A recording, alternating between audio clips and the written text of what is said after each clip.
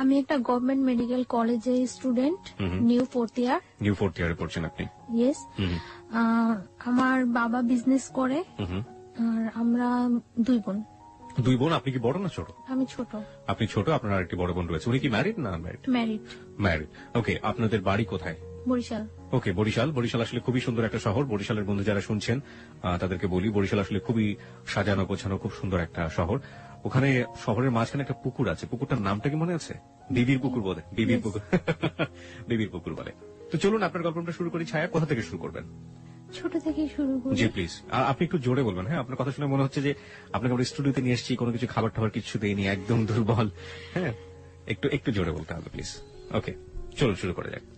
আমার ছোটবেলাটা বিশেষ করে শহরেই বেশি কেটেছে। আমি স্টুডেন্ট হিসেবে মোটামুটি ভালোই ছিলাম, তার জন্য আমাকে শহরে পড়াশোনা করানোর জন্য শহরে রাখা হয়েছে। আমি মতিঝিল আইডিয়াল স্টুডেন্ট ছিলাম। তো ওইখানে পড়াশোনা করতাম। ক্লাস 6 পর্যন্ত ওইখানে পড়ার পর আমি অসুস্থ হয়ে যাই। অসুস্থ হয়ে যাওয়ার পরে আমি আমার গ্রামে শিফট হই। শিফট হওয়ার পরে আমি আমাদের ওইখানে গভর্নমেন্ট গার্লসে ভর্তি হই। ওইখানে আমার পড়াশোনা হয়। আমি ক্লাস 5-এ বৃত্তি পেয়েছিলাম, ক্লাস 8-এও বৃত্তি পেয়েছিলাম, এবং ক্লাস 9-এ সায়েন্স থেকে পড়াশোনা। ওকে, এসএসসি আপনি সায়েন্স ব্যাকগ্রাউন্ড ছিল? Background science, SSC, higher math সহ। বাহ বাহ বাহ। আমার ক্লাস যখন আমি 7-এ পড়ি তখন একটা ছেলে আমাকে খুব ডিস্টার্ব করে, অফার করে জাস্ট, কিন্তু তখন আমি এই ব্যাপারটা সম্পর্কে কোনো অবহিতই না, কিছুই আমি জানি না। আপনি ক্লাস 7-এ থাকা অবস্থায় আপনি ফিলিংসটাই বোঝেন না যে আসলে ব্যাপারটা কি। তখন আমার মাথার মধ্যে শুধু একটাই ইয়ে ছিল যে আমি পড়াশোনা, এর বাইরে কিছু তেমন কিছু না। এবং আমি খুব চঞ্চল ছিলাম। আমার ফ্যামিলি ব্যাকগ্রাউন্ডে যত পার্সন আছে সবাই আমাকে খুব পছন্দ করতো। তারপর মানে যখন আমি ক্লাস 7-এ যখন পড়ি তখন থেকে সবসময় আমার প্লেস ছিল 1। তো তারপর 7-এ যখন পড়ি তখন ওই ছেলেটা আমাকে ডিস্টার্ব করে, তখন আমি আমার বাসায় জানাই। ছেলেটা আসলে কে ছিল? ছেলেটা সম্পর্কে আমাদের একটু বলুন, যে আপনার পাড়ায় আশেপাশে থাকতো বা এরকম কিছু? আপনার বয়সের ডিফারেন্স কতটুকু ছিল? হ্যাঁ, আমার থেকে বয়সে 5 বছরের মতো ডিফারেন্স, কিন্তু ছোট ছিল আপনার 5 বছর?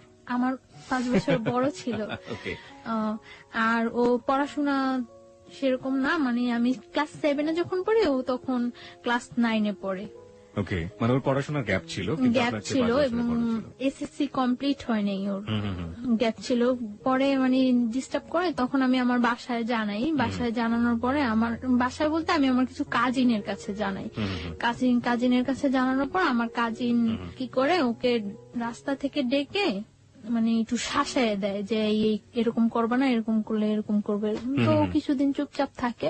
চুপচাপ থাকার পর আমি আবার স্কুল যাই আসি, কোনো প্রবলেম করে না। কিছুদিন চুপচাপ থাকে, তারপর দেখা গেছে আমি যখন স্কুল যাই আমার সাথে সাথে যায়, আবার আমি যখন আসি তখন আমার সাথে সাথে আসে, এবং নানা রকম সাউন্ড করে। কি ধরনের সাউন্ড করতো মনে আছে? হ্যাঁ, এইরকম যে ভালো লাগে বললেই তো হয়, কি প্রবলেম, আমরা কি চলি না, এরকম মানে বিভিন্ন রকম সাউন্ড করে। তো মানে সাউন্ড করে এইভাবে ক্লাস 7 শেষ হয়ে যায়, ক্লাস 8 শেষ হয়ে যায়। তো 8-এ যখন আমি বৃত্তি পরীক্ষা দেব, তো বৃত্তি পরীক্ষাটা আমাদের স্কুল থেকে একটু দূরে আরেকটা স্কুলে আমার সেন্টারটা। তো ওই স্কুলে যাই আমি বৃত্তি পরীক্ষা দেই। তো পরীক্ষার মধ্যে ও হলের পিছন দিয়ে ওয়াল টপকায় হলের ভিতরে ঢুকে। তো ভিতরে ঢোকার পরে আমার সাথে কথা বলার জন্য আমার দাঁড় করায়। তারপরে কথা বলার জন্য দাঁড় করানোর পরে আমি বলি যে আপনি আমাকে এইভাবে ডিস্টার্ব করতেছেন, আমার পরীক্ষা চলতেছে, এটা কিন্তু ঠিক না। তো তারপর আমি বাসায় এসে ফার্স্ট তো আমার কাজিনদের কাছে আমি আবারও বলি। তো ওনারা বলে যে বাসায় কিছু বলিস না, এটা বাসায় বললে হয়তো সবাই টেনশন করবো। তো ওনারা আবার ওকে ডাইকা বলে যে তোমার একবার শাসায় দিলাম, ইয়ে হয় নাই, আরেকবার এরকম করলে কিন্তু একেবারে মাইরাটে পাটা ভাঙিয়ে দেবো, এরকম ভেঙে দেবে, এরকম কিছু বলে। কারা বলতো? আপনার কাজিন বলতো? কাজিনরা বলতো। ছেলে আপনার বাবা মাকে কাউকে জানাই না, মানে আমার কোনো প্রবলেম হলে আমি ওদেরকেই জানাইতাম।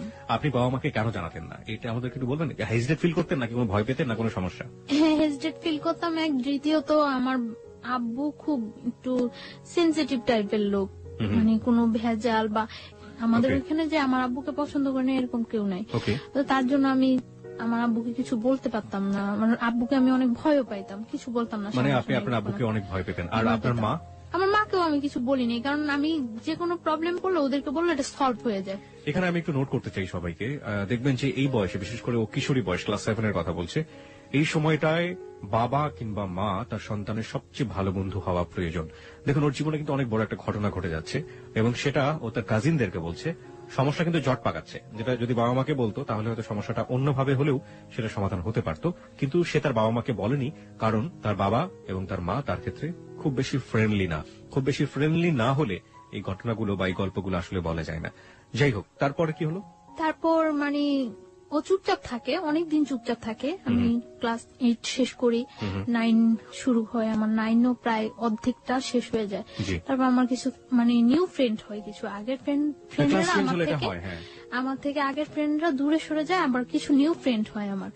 তো নিউ ফ্রেন্ডদের সাথে আমি খুব খুব চঞ্চল থাকি, খুব এনজয় করি, কিন্তু আমার পড়াশোনাটা খুব খুব ভালো, seriously আপনি করছেন। সিরিয়াসলি খুব ভালোভাবে চলছে আমার পড়াশোনাটা। ওকে। তারপর যখন 10-এ আমি পড়ি, তখন মানে আমার টেস্ট পরীক্ষার কিছুদিন আগে মানে ছেলেটা খুব বেশি ডিস্টার্ব করা শুরু করে, খুব বেশি কি ডিস্টার্ব ধরনের করে। ডিস্টার্ব করতো? ডিস্টার্ব করে মানে রাস্তায় দাঁড়া করায়, মানে চিঠি দেওয়ার চেষ্টা করে, এরকম ফোন করার চেষ্টা করে আমাদের বাসায়, বা অনেক সাইন সিম্পটম করে, যেটা আমি বুঝি যেটা ও করছে। তো আমার কাছে জিনিসগুলো খুব খারাপ লাগে। তো একদিন আমি আমার স্কুলের মধ্যে যখন মানে আমার ফ্রেন্ডদের সাথে আমি ছিলাম, তো স্কুল থেকে বের হয়েছি মতন স্কুলের সামনে ও মানে আমাকে অনেক ফ্রেন্ডদের মধ্যে দাঁড় করায়, সব ফ্রেন্ডদের বলছে সরে যাওয়ার জন্য। সবাই সরে যাওয়ার পর আমি খুব বিরক্ত হই, খুব রাফ বিহেভ করি ওর সাথে। কি করেন আপনি? দেখুন, আপনি রাব বিহেভ না বলে আপনি বলুন যে আপনি যেটা করেছিলেন সেটাই। হ্যাঁ, রাফ বিহেভটা হলো আমি ওর সাথে খুব উচ্চ স্বরে কথা বলি। উচ্চ স্বরে কথা বলার পর মানে, কেন আমাকে দাঁড় করাইছেন, এইরকম করতেছেন কেন, আপনি কি আমার যোগ্য নাকি, এইভাবে আমি অনেক কথা বলি। গালি টালি দিয়েছিলেন? না, গালি টালি না, আমি ওইটা কখনোই পারি না। ওকে, So, লেটস প্র্যাকটিস টুডে। তারপর মানে আমি একটু মজা করছিলাম। আমি একটু জানি যে ওই ছেলেটা তখন আপনার সাথে কি করলো, আপনি যখন রাগারাগি করছিলেন? ওকে চুপ করে বসেছিল? না, চুপ করে নাই, ও মানে দাঁড়ায়া অনেক চোখগুলা অনেক লাল লাল লাল থাকতো, ওর চোখ টোক বড় করে অনেক ইয়ে হয়েছে। তো আমি মানে এক পর্যায়ে আমি ছেলেটাকে একটা চড় মারি। ও, এক পর্যায়ে ছেলেটাকে আমি কথা কাটাকাটি হয়, এক পর্যায়ে চড় মারি। এখন একটা স্কুলের সামনে অনেক স্টুডেন্ট থাকে, অনেক লোকজন ছিল, এমনকি মানে ওই স্কুলের সামনে ঝালমুড়ি আলারা পর্যন্ত ওর ফেভারে ছিল, সবাই আমাকে মানে ওর কথা বলতো। তো চড় মারি, এটা ওর খুব গায়ে লাগে। গায়ে লাগার পরে কিছুদিন পর ও আমার একদিন স্কুলের মধ্যে যায়। আপনার স্কুলের মধ্যে যখন যাচ্ছে সেই ঘটনাটা আমি আসবো, তবে তার আগে আমাকে বলেন তো, এই ঝালমুড়িওয়ালাও তার ফেভারে ছিল, মানে সবাই ফেভারে ছিল, মানে ব্যাপারটা ঠিক বুঝতে। ও কি একই স্কুলে পড়তো আপনার? না, আমি গার্লসে পড়তাম, আচ্ছা। ও বয়েজে পড়তো। আমি যখন ক্লাস 10-এ পড়ি তখনও ও এসএসসি কমপ্লিট করতে পারে নাই। না, আমি জানতে চাচ্ছি যে ফেভারে ছিল মানেটা কি? ও কি খুব পপুলার ছিল ওই মুহূর্তে ক্যাম্পাসে বা ওরকম কিছু? না, পপুলার ছিল না, ও ওইখানে খুব যাতায়াত করতো, ও দেখতে সুন্দর ছিল, মানে যে কোনো কারোর সাথে কথা বললে তাকে খুব ইজি ম্যানেজ করতে পারে। তার ওকে, জন্য ঠিক আছে। তারপরে কি হলো? তারপরে আপনার চড় মারার পরে আপনি বলছিলেন যে চড় মারার পরে কিছুদিন যায়, মনে হয় 4-5 দিন যায়। 4-5 দিন গ্যাপের পরে ও একদিন আমার স্কুলে যায়। তো আমি কলের কাছে ছিলাম, কলের কাছ থেকে আমি ঘুরে আসতে নেওয়ার পরে আমি হঠাৎ ওকে দেখে আমি মানে যেই পথে আসতেছিলাম ওটা ব্যাক করে অন্য পথে আসতে নেই। তো আমার তখন একটু ভয় কাজ করে, মানে আমি দেখতেছি যে ও কয়েকটা ছেলে নিয়ে ঢুকছে, তো ভয় কাজ করে। তারপর আমি ওই ঘুরে আসতে নিলে ও মানে দৌড়ে ঘুরে এসে আমার সামনে দাঁড়ায় আমার হাতে ধরে টান দেওয়ার পর আমি মানে ওইখানে আমি হাত ছাড়েন বলে উঠি। তারপর কিছু মেয়েরা থাকে পিছনে, তারা ওইখানে আসার পর মানে ও আমাকে বলতেছে যে তুমি আমার ওই দিন যে অপমানটা করছো কাজটা ঠিক করো নাই, আমি তোমার একদিন হইলেও আমার বাসায় নিয়ে ছাড়বো, একদিন হইলেও আমার ঘরে ভাত রান্না করার মতো তোমাকে দিয়ে। তো আমি বলছি আচ্ছা ঠিক আছে, পারলে কইরেন। এরকম কথা বলার পরে প্রেক্ষিতে মানে ও তখন চলে আসার পরে অনেক দিন যাবত গ্যাপ থাকে। আমার এসএসসি কমপ্লিট হয়ে যায়, ওকে আমি দেখি না। এসএসসি কমপ্লিট হয়ে যায়, আমি তো মনে করছি ও মনে হয় চলে গেছে, কোথাও ইয়ে হয়ে গেছে। এসএসসি কমপ্লিট হয়ে যায়, আমি ঢাকা আসি। আমি আগে আমাদের ওইখানে কলেজেই ভর্তি হই, আর পরে ঢাকা আসি। তখন ওই ইয়ারের সিস্টেম ছিল মানে পয়েন্টেই ভর্তি করানোর জন্য ওই ইয়ার সিস্টেম হয়। তো আমি হোলি ক্রসে ভর্তি হই, ফার্মগেট হোলি ক্রসে ভর্তি হওয়ার পর আমি এখানে একেবারে শিফট হয়ে যাই ফার্মগেট হোস্টেলে। এখানে পড়াশোনা করে মাঝে মাঝে বাড়ি যাওয়া হয়, ঈদে বাড়ি যাওয়া হয়। এমনিতে ততটা বাড়ি যাওয়া হয় না, খুব ইয়ে থাকে আমার উপরে, খুব প্রেশার থাকে পড়াশোনার উপর যে আমার রেজাল্ট ভালো করতেই হবে। তো আমার চলছে, ভালোই পড়াশোনা চলছে। ইন্টার পরীক্ষা দেওয়ার পরে বাড়ি যাই অনেক দিন থাকি বাড়িতে। ওকে। যতদিন পর্যন্ত রেজাল্ট না হয় বাড়িতে থাকি।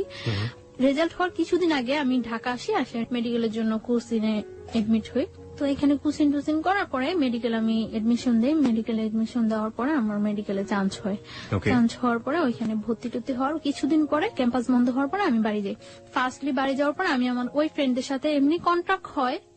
এর মধ্যে একটা ফ্রেন্ড ঢাকায় এডমিট হয়েছে ইডেন কলেজে, তো ওর সাথে ভালো কন্ট্রাক্ট থাকে। তো বাড়ি যাওয়ার পরে সবার সাথে কন্ট্রাক্ট হয়। কন্ট্রাক্ট হওয়ার পর আমরা ঠিক করি যে একদিন টিচারের সাথে দেখা করবো। আমরা বাড়িতে যে হায়ার ম্যাথ যে টিচারের কাছে করতাম ওই টিচারের কাছে দেখা করবো। ওই টিচার হলো বরিশাল মদনমোহন কলেজের টিচার।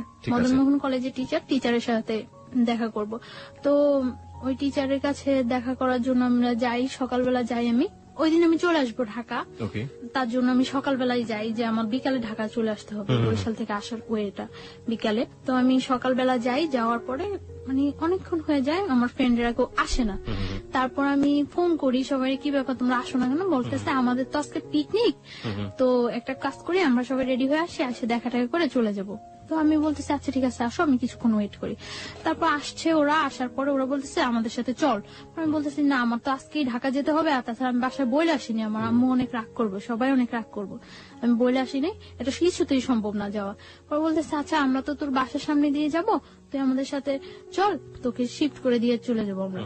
তো আমি আচ্ছা ওকে ঠিক আছে। তো আমি একটা মাইক্রো, ওরা এই মাইক্রোটাতে করে আসছিল, আমি ওই মাইক্রোতে ওরা উঠে আমি পথ থেকে নেমে যাবো, তো আমি লাস্টে উঠি। ওঠার পরে আমি যখন মানে উঠে আমি নক করি, পরে ঘোরার পরে আমার আর কিছু মনে নেই। আচ্ছা আচ্ছা, এখানে যে কি হয়েছিল আমি কিছুই বলতে পারবো না, জাস্ট আমি একটা স্মাইলের মতো ফিল করছি। তারপর আমি আর কিছু মনে নেই, আমার সেন্স ছিল না। আমার যখন সেন্স আসে তখন সন্ধ্যার দিকে আমি ফিল করতেছি যে তখন সন্ধ্যা জাস্ট আজান হচ্ছে এরকম সময়, এবং তখন আমি দেখতেছি যে আমি মাওয়া ঘাট ওভার করেছি, just Postogola bridge, Dhaka Postogola bridge. কিন্তু আমি তখন মুখে কিছু বলতে পারছি না এবং কোনো কিছু, আমি জাস্ট একবার কি দুইবার চোখ খুলে আবার চোখ অফ হয়ে গেছে। তারপর আমি আর কিছু বলতে পারবো না। যখন আমার সেন্স আসছে রাত্রে, তখন প্রায় 2:30 কি 3টা বাজে মনে হয়, আমি ওইরকম মনে হচ্ছিল আমার কাছে 2:30 কি 3টা বাজে। তখন আমি যে জায়গা, ওই জায়গাটা টাঙ্গাইল, মানে আমি ব্যাক আসার সময় দেখেছি যে ওটা টাঙ্গাইল, কিন্তু তখন আমি জানি না ওটা যে টাঙ্গাইল। আমি একটা বাসায় আছি, ওই বাসায় অনেক লোকজন আছে, এবং আমি এর মধ্যে যখন আমি মাওয়াতে পোস্তকলা ব্রিজ, মাওয়া ঘাট যখন শেষ হলো, পোস্তকলা ব্রিজে যখন আমি চোখ খুললাম, তখন আমি দেখছি যে আমার পাশে ওই ছেলেটা বসা, সামনে আরেকটা ছেলে বসা, মাইক্রোতে 2টা ছেলে, আর আমি সামনে যে ছেলেটা বসা, ওই ছেলেটাকে আমি কখনোই দেখি নাই, আর আমার সাথে পরিচিত না ছেলেটা। আপনি কি মাইক্রোতে তখন? তখন আপনি মাইক্রোর ভিতরে? তখন আমি এর মধ্যে যে 2বার চোখ খুললাম, তখন আমি দেখতে পেয়েছি যে আমার সামনে ছেলেটা ড্রাইভারের পাশে বসা, যাকে আমি কখনোই দেখিনি এর আগে, আর আমার পাশে ওই ছেলেটা। এবং তারপর তো রাত্রে আমি যেই বাসায়, যখন আমার সেন্স আসে তখন আমি ওই বাসায়, এবং আমি দেখি যে আমার চারপাশে অনেক লোকজন, ওই বাসার অনেক মেম্বার, বাট আমি তাদের কাউকে তো কখনোই দেখিনি, চিনিও না। তারপর আমি জিজ্ঞাসা করলাম যে আমি এখানে কেন আসছি এবং কিভাবে। তারপর বললো যে তুমি এখানে কোনো শব্দ করবে না, সাউন্ড করবে না, এখানে যদি কোনো সাউন্ড করো তোমারই কিন্তু প্রবলেম হবে, তো এখানে কোনো সাউন্ড টাউন্ড করবে না, চুপচাপ শুয়ে থাকো। তারপর বললাম যে কেন আমি চুপচাপ শুয়ে থাকবো, আমি এইখানে আসলাম কিভাবে, আমি তো এখানে আসা না, আমার তো আজকে ঢাকা যাওয়ার কথা। তারপর বলতেছে তুমি ঢাকায় আসো, প্রবলেম নাই। ওই বাসায় একটা মহিলা বলতেছে আমাদের, তুমি ঢাকায় আসো, প্রবলেম নাই, চুপচাপ শুয়ে থাকো, আমরা কিন্তু লোক বেশি ভালো না, বেশি সাউন্ড করবা একেবারে জবাই করে দেবো। আমি তারপর চুপচাপ শুয়েছিলাম। সকাল হওয়ার পর আমি দেখলাম যে ওই ছেলেটা আসছে ওই বাসায় ছিল না, আমি ছিলাম ওই বাসায়, আসছে, এবং আসার পরে মানে এতক্ষণ তো আমি সবার সাথে কন্টিনিউ ছিলাম। আসার পরে আমাকে একটা রুমে আলাদা করে মানে বসিয়ে আমার হাত পা বেঁধে দেওয়া হয়েছে। বেঁধে তারপরে ও বলতেছে এবার বুঝছো আমার সাথে খারাপ ব্যবহার করার কি ফল, আমি তো তোমার আগেই বলছিলাম যে আমার সাথে রাফ বিহেভ করে কিছু করতে পারবো না, আমার সাথে খারাপ ব্যবহার করার ফল বুঝছো। আমি বলছি যে আপনি কেন নিয়ে আসছেন আমাকে এখানে। পরে বলতেছে দেখো আমি তোমার নিয়ে আসছি, আমি তোমার কোনো ক্ষতি করবো না, তুমি আমাকে বিয়ে করো, সবকিছু ঠিক হয়ে যাবে, তুমি বিয়ের কন্ডিশনে তুমি যেটা বলবো সেটাই ওকে। পরে আমি বলছি কেন আমি আপনাকে বিয়ে করব? আমি তো আপনাকে বিয়ে করার প্রশ্নই জাগে না। আপনি নিজের অবস্থানটা আর আমার অবস্থানটা চিন্তা করেন। আমি একটা মেডিকেল স্টুডেন্ট আর আপনি একটা, যে কোনো ওয়েই নেই আমার সাথে আপনার বিয়ে হওয়ার মতো। আমি কেন আপনাকে বিয়ে করবো? আপনি যে আমাকে এখানে তুলে নিয়ে আসছেন, এটা যদি কেউ জানে আপনার যে কি অবস্থা হবে একবার চিন্তা করছেন? পরে বলতেছে আমি তো তোমাকে তুলে নিয়ে আসছি, এটা তো কেউ জীবনে জানবো না, সবাই তো জানে তুমি আমার সাথে পালায় চলে আসছো। আমি বলছি হোয়াট, আমি আপনার সাথে পালায় আসছি মানে? পরে বলতেছে তোমাকে আমি নিয়ে আসছি তখন সকাল 8:30, আর 9:30টার মধ্যে অত্র এলাকার এমন কোন লোক নেই যে জানে যে তুমি আমার সাথে পালায় আসছো। আমি মানে কি? পরে বলতেছে তুমি তো এটাই বুঝলা না আমি যে কি করতে পারি। তোমাকে আমি নিয়ে আসার পরে আমার বন্ধু বান্ধব হয়তো সবাই এলাকায় পাবলিশ করে দিছে যে তুমি আমার সাথে পালায় আসছো, আর তোমার সাথে যে আমার আগে থেকে একটা ইয়ে হইতেছিল এটা তো সবাই জানে। পরে আমি বলতেছি আশ্চর্য, এই কথা কেউ বিশ্বাস করবে না যে আমি আপনার সাথে পালায় আসছি। আমি আপনার সাথে পালায় আসতে যাবো কেন? পরে বলতেছে কেউ বিশ্বাস করবে না, কিন্তু করানো হয়েছে, সবাই এখন জানে যে তুমি আমার সাথে পালায় আসছো, বিশ্বাস করো না। তারপর ও কয়েকটা নাম্বারে ফোন দিল, ফোন দিয়ে সবাই একই কথা বলতেছে, মানে ওর পরিচয়টা ও না দিয়ে জিজ্ঞাসা করতেছে যে ওই মেয়েটার সম্পর্কে এই কথাটা শুনলাম, ওই মেয়েটা নাকি পালাই গেছে, এরকম এরকম সবাই একই কথা বলতেছে, হ্যাঁ মেয়েটা পালাই গেছে, কত খারাপ মেয়ে, বাবা কত কষ্ট করে পড়াশোনা করেছে, খুব বিশ্রী কমান্ড করতেছে সবাই আমার সাথে। আমি কান্না শুরু করে দিচ্ছি। পরে বলতেছে কান্না করে কোনো লাভ নেই, যা হওয়ার হয়ে গেছে, তুমি মাইনে নাও, বিয়ে করো। আমি জীবনেও না। তারপর ও চলে গেছে, চলে যাওয়ার পরে দুপুরে আমাকে খাইতে দিচ্ছে, এই পর্যন্ত আমাকে কোনো কিছু খাইতে দেয়নি, দুপুরে আমাকে ওই বাসায় খাইতে দিছে শুটকি, বেগুন, ভাত খাইতে দিছে, যা আমি কখনোই খাইনি এর আগে। খাইতে দেওয়ার পর আমি খাই নাই, না খাওয়ার পরে ও এসে আমার বলতেছে সোজাসুজি খাও, না হলে কিন্তু মারবো। আমি বলছি আপনি আমাকে মারবেন কেন? আপনি মারার কি আমাকে? আমাকে আমার বাবা মা পর্যন্ত কখনো টাচ করে নেয়, আর আপনি মারবেন? পরে বলতেছে আমি মারার কে, তুমি দেখবা। পরে বলতেছে খাও। পরে আমি বলছি না আমি খাবো না, আমি এই খাবার খাবো না। পরে বলছি কি খাইবা? আমি বলছি আমি কিচ্ছু খাবো না, আমার বাড়িতে নিয়ে আসেন, আমার বাড়িতে দিয়ে আসেন। আপনারা আমার বাড়িতে না দিয়ে আসেন, আমার বাড়ি কারোর সাথে কন্ট্যাক্ট করতে দেন, সে এসে আমার বাড়ি থেকে লোকজন এসে আমাকে নিয়ে যাবে। ইম্পসিবল, তুমি তো তোমার বাড়ি থেকে আর কখন জীবনেও কন্ট্যাক্ট করতে পারবে না, তুমি আর জীবনেও তোমার বাড়ি কারোর কাছে যাইতেও পারবো না, কন্ট্যাক্ট করতে পারবে না। তারপর চলে গেছে, তো আমি আর কি বলবো, চুপচাপ ছিলাম, আমি খাইনি। তারপর রাত্রে আবার আসছে, রাত্রে এসে বলছে তুমি চিন্তা করছো, ডিসিশন নিছো, কি করবা? আমি বলছি ডিসিশন নেওয়ার কিছু নেই, আমার পক্ষে আপনাকে বিয়ে করা সম্ভব না, আর আগে তো যা ছিল এখন তো আরো আগে সম্ভব না। আপনি কত বড় একটা অপরাধ করছেন, আপনি আমার তুলে নিয়ে আসছেন না জানে, তারপর আনছেন টানছেন সবার কাছে, আবার এটা প্রকাশ করে দিচ্ছেন আমি আপনার সাথে পালাই আসছি। কত খারাপ কাজ করছেন, ইম্পসিবল, আমি আপনাকে কখনোই বিয়ে করবো না। পরে বলতেছে তুমি বিয়ে করবা, পরে তুমি আমার সাথে সংসারও করবা, আমার কাছেই থাকবা তুমি।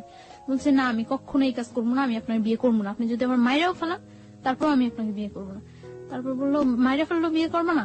না, আমি বলছি না করবো না। তারপর বলতেছে যে খাও, এখন ডিম ভাজি আর ভাত নিয়ে আসছে খাওয়ার জন্য। যে জায়গায় নিয়ে গেছে ওই ফ্যামিলিটা ততটা এস্টাবলিশড ফ্যামিলি না, কিন্তু মানে লোকগুলা খুব ভালো না, এটা আমার কাছে আমি ফিল করতে পারছি যে লোকগুলো খুব ভালো না। তারপর বলছে খাইবা না? পরে আমি বলছি না খাবো না। তারপরে তখন আমার অনেক মানে চুল ছিল, বড় চুল ছিল, আমি তখন বোরকা পরি না, চুল ছিল। তখন বলতেছে যে এখন যদি আমি তোমার চুলগুলি সব কাটে দিই তারপর কি তুমি খাইবা? আমি বলছি আপনি আমার চুল কাটবেন কেন? তোমার চুল কাইটা, তোমার চুল একেবারে মানে চুরি করলে মানুষ যেভাবে চুল কাটে ওইভাবে চুল কাইটা তোমার যদি একেবারে চেহারা নষ্ট করে সব ইয়ে করে যদি তোমার রাস্তায় ছেড়ে দেয় তারপরে কেমন হইব? তার চেয়ে বরং তুমি স্বাভাবিক আমাকে বিয়ে করো, বিয়ে করার পরে তুমি যদি পড়াশোনা করতে চাও, সব যা করতে চাও সবকিছু ঠিক আছে, আমি তোমার পড়াশোনা করাম। না আমি আপনাকে বিয়ে করবো না। পরে এভাবে আরো 2-3 দিন চলে গেল। হ্যাঁ না খাওয়া, আমি খুব উইক হয়ে যাচ্ছি, না খাওয়া 2-3 দিন চলে গেছে। 2-3 দিন চলে যাওয়ার পরে টর্চার করা শুরু করলো। টর্চার বলতে কি এমনিতে কোনো টর্চার না, জাস্ট চর মারতো, আর আমার মানে পা বাঁধা এইভাবে বাইধে রাখছিল, তো পায়ের নখের মধ্যে পাড়া দিয়ে দাঁড়ায় থাকতো, যেটা খুব পেন ফিল হতো, কারণ নখ তো খুব সেন্সিটিভ জায়গা, ওইখানে পাড়া দিলে খুব পেন ফিল হতো। তখন আমি মানে চিল্লাইতে চাইলে মুখ বন্ধ করে ধরে রাখতো। তো এইভাবে প্রায় 7-8 দিন চলে গেছে। 8 দিন 9 দিনের দিন 9 দিনের দিন আমি মনে করছি, নিজে নিজে করতেছি যে এখান থেকে আমার, যেহেতু আমার ফ্যামিলি কেউ জানেই না আমি কোথায় আছি, আর এখান থেকে আমার খুঁজে বাই করা সম্ভব না যে আমি এইখানে আছি, যে খুঁজবো তারা খুঁজে যে বাই করবো, তারা কি আমার আদৌ খুঁজতেছে না এইটাই মনে করতেছে যে আসলে আমি পলাই গেছি, সেটাও তো আমি জানি না যে আমি কিভাবে শিওর হম যে হ্যাঁ আমার তারা খুঁজতেছে, তারা আমার খুঁজে নিবো, এই আশায় যে আমি বসে থাকবো, কিভাবে আমি শিওর হবো। তারপর আমি ইয়ে করলাম যে না, আমি ওর ওয়েতে রাজি হয়ে যাই, তবে কিছু কন্ডিশন দিয়ে। তারপর ও আসে রাত্রে আসার পর ওই বাসায় থাকে না, ওই বাসায় শুধু আমি থাকি। ওই বাসায় থাকে না, একটা ঘরের মধ্যে আমাকে আটকে রাখছিল। ঘরটা হলো অর্ধেক টিন অর্ধেক মাটি, এরকম ঘর। তো আমি তারপর আসার পরে আমি বলছি আচ্ছা ঠিক আছে, আমি আপনার বিয়ে করতে রাজি, তবে সত্য আছে। সত্য সত্য হলো আমার পড়াশোনা শেষ না হওয়া পর্যন্ত আমি আপনার সাথে কোনো রিলেশনে যেতে পারবো না। যেহেতু আমার ক্যারিয়ার আছে, আমি মেডিকেল স্টুডেন্ট, আমার এত কষ্ট করে যেহেতু আমি এতটুকু আসছি, আমার ইয়াটা শেষ হোক, সেটা আপনার জন্য বেটার হবে, আমার জন্য বেটার হবে। যেহেতু আপনিও ততটা এস্টাবলিশড না, তখনও একটা চাকরি করতো নাকি, ওই যে অনেকদিন আগে চলে আসছে দেশ থেকে, আসে ঢাকা একটা চাকরি করতো। তো বললো যে এটা কি, এই কথা কি থাকবো? আমি বলতেছি হ্যাঁ এই কথা থাকবো, আমি পড়াশোনা করা পর্যন্ত আমাকে আপনি কোনো ডিস্টার্ব করবেন না, আমি তো বিয়ে তো করছি না। আর তারপরে বলতেছে ওকে। আপনি আপনি আসলে ডিস্টার্ব না করা বা রিলেশন বলতে আসলে কি বোঝালেন, যে ফিজিক্যাল রিলেশনের কথা? ফিজিক্যাল বা মেন্টালি বা ওর পরিবারে নিয়ে সংসার, যাওয়া, হ্যাঁ। মানে সবকিছু থেকে যাতে অ্যাভয়েড করতে পারি সবকিছু। আমি ওকে বললাম যে দেখেন, আপনি তো খুব ভালো করে জানেন যে আমি মেডিকেলে পড়াশোনা করি, আমার রেজাল্ট কি বা আমার ক্যারিয়ারটা কেমন হতে পারে। আর আমার ক্যারিয়ার, আমি যদি আপনাকে বিয়ে করি তাহলে তো আপনার ক্যারিয়ার, আমার ক্যারিয়ারের সাথে আপনিও তো জড়িয়ে গেছেন, তাহলে আমার একটা ভালো ক্যারিয়ার হলে সেটা আপনার জন্য ভালো হবে। তো আপনি আমাকে কয়েকটা বছর সময় দেন, আমার ইয়েটা শেষ হোক, পড়াশোনাটা শেষ হোক, তারপরে আমি আপনার সব ওয়ে মাইনে নেব। সেই পর্যন্ত আপনি আমাকে কোন রকম জোড়াজুড়ি বা কোন রকম ইয়ে করতে পারবেন না। পরে বলতেছে আচ্ছা ঠিক আছে। তারপর মানে ওই দিন রাত্রে চলে যায়, সকালে ও একজন লোক নিয়ে আসে। লোকটাকে, এটা কি কাজী না উকিল না কি আমি কিছুই জানি না, একটা লোক নিয়ে আসে, স্টাম্প নিয়ে আসে। স্টাম্পের মধ্যে ওই লোকটা আমার একটা ছবি তোলে আর ওর একটা ছবি তোলে, দুইটা ছবি পাশাপাশি রেখে পিন আপ করে দেয়। পিন আপ করে ওই লোকটা স্টাম্পে যে কি লেখে সেটাও আমি জানি না, জাস্ট স্টাম্পের মধ্যে আমি সই করে দেই। তাও আমি মানে সই করার সময় ভাবতেছি যে আমি কি সই করব না করব না করব না করব না, ওটা সারা জীবনের প্রশ্ন, কি করব আমি। তখন আমি সই করার সময় ভাবতেছি, তখন ও আমার একটা চড় মারলো লোকটার সামনে একটা চড় মারার পরে বলতেছে যে আগেই তো কথা হয়ে গেছে, এখন আবার এরকম করার কি আছে। লোকটা মনে করতেছে না যে আমি তোমার জোর করে নিয়ে আসছি। পরে আমি আমার ফুল নেমটা অর্ধেক লিখি আর বাকিটা লেখি না। ফুল নেমের অর্ধেক লিখি, ও সই করে দেয়। সই করে দেওয়ার পর ওই দিনই মানে সকালে 8টার দিকে ইয়ে হয়, 9টার দিকে ওই বাসা থেকে বের হয়ে আসে, নিয়ে আসে। বাসা থেকে বের হওয়ার পরে যখন বাসে উঠি তখন দেখি যে এটা টাঙ্গাইল। তো ঢাকা নিয়ে আসে, ঢাকা নিয়ে আসার পরে আমি ওই দিনই ঢাকা, আমি আমার হোস্টেলে চলে যাই। আমি বলি যে আমি আমার হোস্টেলে চলে যাই, আপনার সাথে বিয়ে তো হয়ে গেছে। জাস্ট আমি হোস্টেলে উঠি। হোস্টেলে ওঠার পরে 2-3 দিন ভালো যায়, কোনো ইয়ে করে না। আমি আমার ফ্যামিলির সাথে যোগাযোগ করার চেষ্টা করি যে কি করব আমি এখন। আমার ফ্যামিলির সাথে যোগাযোগ করার জন্য অনেক চেষ্টা করি, বাট আমার ফ্যামিলির সাথে কোনো কন্ট্যাক্ট করতে পারি না। কেন পারেন না? মানে বাড়ির যে নাম্বারটা, ওই নাম্বারটা অফ থাকে, ওই নাম্বারটা অফ। আর অন্য কোনো নাম্বার আমার কাছে মনে নেই, আমার মানে ইয়া থাকে না। তারপর আমি অনেক ট্রাই করার পরে আমি আমার মানে দুলাভাইয়ের সাথে, বোনের হাজবেন্ডের সাথে যোগাযোগ করি। যোগাযোগ করার পরে উনি বলতেছে যে আচ্ছা যা হয়েছে তো হয়ে গেছে, কেউ বিলিভ করে না যে তুমি ইয়ে করছো, তোমার নিয়ে গেছে, সবাই এটাই বিলিভ করে। আর দেখো গ্রাম তো, সমাজ তো, সবাই একটাই জিনিস বিশ্বাস করে যে তুমি ইয়ে করছো, চলে গেছো। আর এখন যদি তুমি ফিরে আসো, এটা মানে কেউ মাইনা নিব না, কেউ মাইনা নিব না, এটা সবাই তোমার বরং ধিক্কার দিব। তো আমি তারপর বুঝে বলি, অনেক বলার পরে আমি ট্রাই করি আমার ফ্যামিলির কাছে ফিরে যাওয়ার জন্য, কিন্তু তারা কেউ আমাকে নেওয়ার ইয়ে করে না। তখন আমার যে দুলাভাই, ওনার সাথে আমার বোনের জাস্ট ইয়ে হয়, এঙ্গেজ হয়, বিয়ে হয় না। তখন বলে যে দেখো এইটার কারণে হয়তো তোমার বোনের অনেকটা ইয়া ফিল করতে হতে পারে। তো উনি এই কথা বলার পর আমি মানে চুপচাপ থাকি। তারপর উনি বলে যে তুমি যেভাবে আসো ওইভাবে থাকো, তোমার যতটা হেল্প প্রয়োজন সব আমি করব, কেউ ইয়ে করবে না। তোমার হেল্পের প্রয়োজন, আমি যতটা ইয়ে করার প্রয়োজন আমি করব, তুমি পড়াশোনা করতে থাকো, আমি ট্রাই করব তোমাকে যথাসম্ভব বাহিরে পাঠিয়ে দেওয়ার জন্য। কারণ তুমি বাহিরে গেলে গিয়ে তো ওরা আয়ত্তার বাইরে চলে যাবে। জানালেন না ব্যাপারটা? হ্যাঁ জানাই, কিন্তু তারা কেউ আমাকে নেওয়ার জন্য আগ্রহ ফিল করে না। আপনি আমাকে একটু বলেন তো, খুলেই বলেন যে আপনি ফার্স্ট কখন বাবা মাকে জানালেন, কি রিয়াক্ট করলো, আমি একটু জানতে চাই। This is a very important part of this story. হ্যাঁ, আমি যখন মানে ঢাকা আসি, হোস্টেলে উঠি, হোস্টেলে ওঠার পরে তখন আমার কাছে কোনো টাকা পয়সা কিছুই থাকে না। তো হোস্টেলে ওঠার 2-3 দিন পরে আমি আমার একটা ফ্রেন্ডের নাম্বার থেকে আমার বাড়িতে ফোন করি। ফোন করার পরে বাড়ির নাম্বারটা অফ। এভাবে আরো 4-5 দিন চলে যায়, আমি কারোর সাথে কন্ট্যাক্ট করতে পারি না। তারপরে আমি হঠাৎ একদিন আমি আমার বই নাড়তেছি, বইয়ের মধ্যে আমার ওই দুলাভাইয়ের নাম্বারটা পাইছি। পাওয়ার পরে আমি আমার দুলাভাইয়ের কাছে ফোন দিছি। দুলাভাইয়ের কাছে ফোন দেওয়ার পরে ভাইয়াকে আমি সব বললাম। আপন দুলাভাই এটা? হ্যাঁ। ওকে। সবকিছু বলার পর আমার ভাইয়া বলল যে কেউ আমাকে এখন নেওয়ার জন্য প্রস্তুত না। তারপর আমি আমার মা বাবার সাথে, মার সাথে কথা বললাম। তারাও কোনো ইয়ে করতেছে না যে তুমি যা হয়েছে তুমি চলে আসো, আমরা তোমার আবার নতুন করে পড়াশোনা করবো, আমাদের কাছে রাখবো, কোনো ইয়ে হবে না। কিন্তু তারা কেউ এরকম কোন, সবার একটাই ক্ষোভ আমি চলে আসছি। সবাই জানে যে আমি পলায় চলে আসছি, পালাই আসছি, কিভাবে আসলাম, এতটা ইয়ে করলো তারা আমার জন্য। সবাই আমাকে খুব ঘৃণা করে। তখন আমি ফিল করি যে সবাই আমাকে খুব ঘৃণা করে। তখন আমার মধ্যেও রাগ হয় যে আমি এতটা তাদেরকে সাপোর্ট দিছি, তারা যেইভাবে চাইছে আমি ঠিক ওইভাবে পড়াশোনা করছি, ওইভাবে ইয়ে হয়েছি। এই মানুষগুলো আমাকে এতটা ভালোবাসতো, আর সামান্য কয়টা দিনের ব্যাপারে এই মানুষগুলো আমার এতটা অবিশ্বাস করে। আমার মধ্যেও খুব রাগ হয় তখন, যে আমি বারবার ফোন করতেছি, বারবার চেষ্টা করতেছি তাদের কাছে যাওয়ার জন্য, কিন্তু কেউ রেসপন্স করতেছে না। একটা লোক বলতেছে না যে আচ্ছা তুমি আসো, বা আমরা আসতেছি তোমার নিয়ে যাবো, বা তুমি আমাদের কাছেই থাকবা, আগের মতো যা হয়েছে সব ভুলে যাও। কেউ আমাকে এই সাপোর্টটা দেয় না। সবাই বলে যে এই কাজটা তুমি কিভাবে করলা, এই কাজটা তুমি কিভাবে করলা। কেউ আমার কথা বিশ্বাসই করে না যে আমি এই কাজটা করি নাই। প্রত্যেকটা মানুষ আমাকে ধিক্কার দেয়, প্রত্যেকটা মানুষ, যে মানুষগুলো আমাকে এত ভালোবাসতো ওই মানুষগুলো প্রত্যেকটা মানুষ ধিক্কার দেয়। তারপর আমি ইয়ে করি যে যা হয়েছে, তারা যখন আমার চাই না, আমি আমার নিজে পাই যেইভাবেই হোক দাঁড়াইতে হইবই, আমি যেইভাবেই হোক আমার পড়াশোনাটা চালিয়ে যেতে হবে। এর জন্য যদি আমার ওই ছেলের সাহায্য নিতে হয় আমি তাও নিব। তারপর আমার ভাইয়া বলে যে তোমাকে যতটুকু সাপোর্ট করে আমি করব, তবে আমি এটা করতে পারবো না যে তোমার আমি নিয়ে আসবো, এটা আমি পারবো না। তোমাকে আমি সাপোর্ট করব, তুমি পড়াশোনা করতে থাকো, আমি ট্রাই করতে থাকি তোমাকে যেভাবে হোক বাহিরে পাঠিয়ে দেওয়ার জন্য। বাহিরে পাঠাইলে তোমার ক্যারিয়ারটাও ঠিক হয়ে যাবো, তুমি কয়েক বছর বাইরে, 4-5 বছর বাইরে থাইকে আসলে সবকিছু দেখবে ঠিক হয়ে যাবো। তারপর আমি ভাইয়ার কথা মতো ইয়ে করতে থাকি। তো এটা যেভাবে হোক জানতে পারে যে আমি আমার ফ্যামিলিতে কন্ট্রাক্ট করছি, জানতে পারে। জানার পরে ও হোস্টেলে এখানে নানা রকম প্রবলেম করা শুরু করে। তো হোস্টেলে এখানে নানা রকম প্রবলেম করার পরে হোস্টেল থেকে আমাকে বলে দেয় যে দেখো তুমি ছাড়াও এখানে আরো অনেক মেয়েরা থাকে, সো এরকম প্রবলেম করলে তো সমস্যা, কি হয়েছে ব্যাপারটা বলো। তো আমি তাদেরকে কিছু বলতে পারি না, কারণ এই ব্যাপারটা কি বলার মতো কোনো ওয়ে আছে যে আমি তাদেরকে বলবো। তারপর আমি ইয়ে করি যে আমি ওরা বলি যে কি চান আপনি, যে এইভাবে ডিস্টার্ব করতেছেন, আমি হোস্টেলে প্রবলেম হচ্ছে, আমার পড়াশোনার প্রবলেম হচ্ছে, কি চান। তো ও বলতেছে যে দেখো তুমি আমার বাসায় থাকো, আমার বাসায় থাকতে তো কোনো প্রবলেম নেই, বাসায় থাকো, বাসায় থেকে পড়াশোনা করো, তাহলে আমি তোমার একটা টেক কেয়ারও করতে পারবো।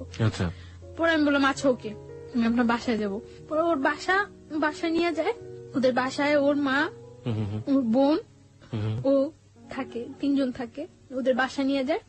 বাসা নিয়ে যে ওর বলে যে সবাইরে বলে যে ওর সাথে কখনো কোনো রাব বিহেভ হবে না, কোনো জোর হবে না, ও এখানে থাকবে, পড়াশোনা করবে, ওর মতো থাকবে ও।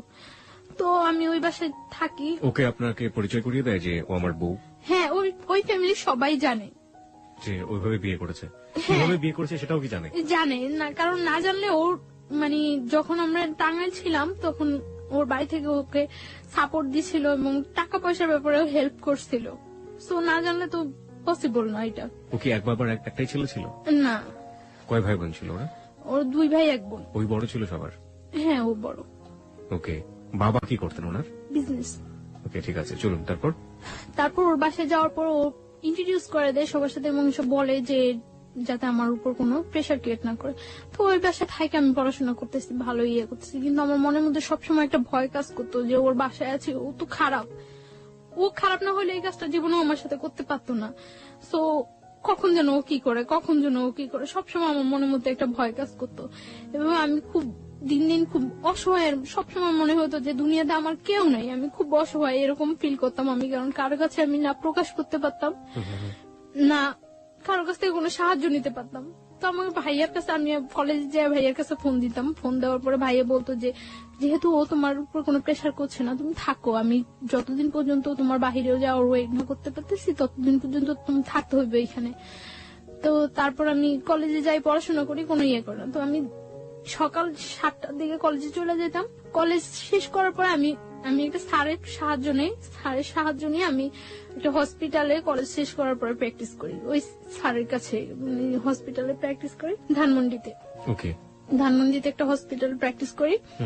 তো তারপর এই প্র্যাকটিস করে আমি বাসায় ফিরতাম রাত্র 10টা 11টা, যতটা সময় ওদের থেকে বাইরে থাকা যায় বাসায় ফিরতাম। তো যাইও আমি দেখা যেত বাসায় যাইও আমি ঘুমাইতাম না, খুব ভয় থাকতো আমার মনের মধ্যে যে কি হয় একটা সবসময় একটা ভয় কাজ করতো।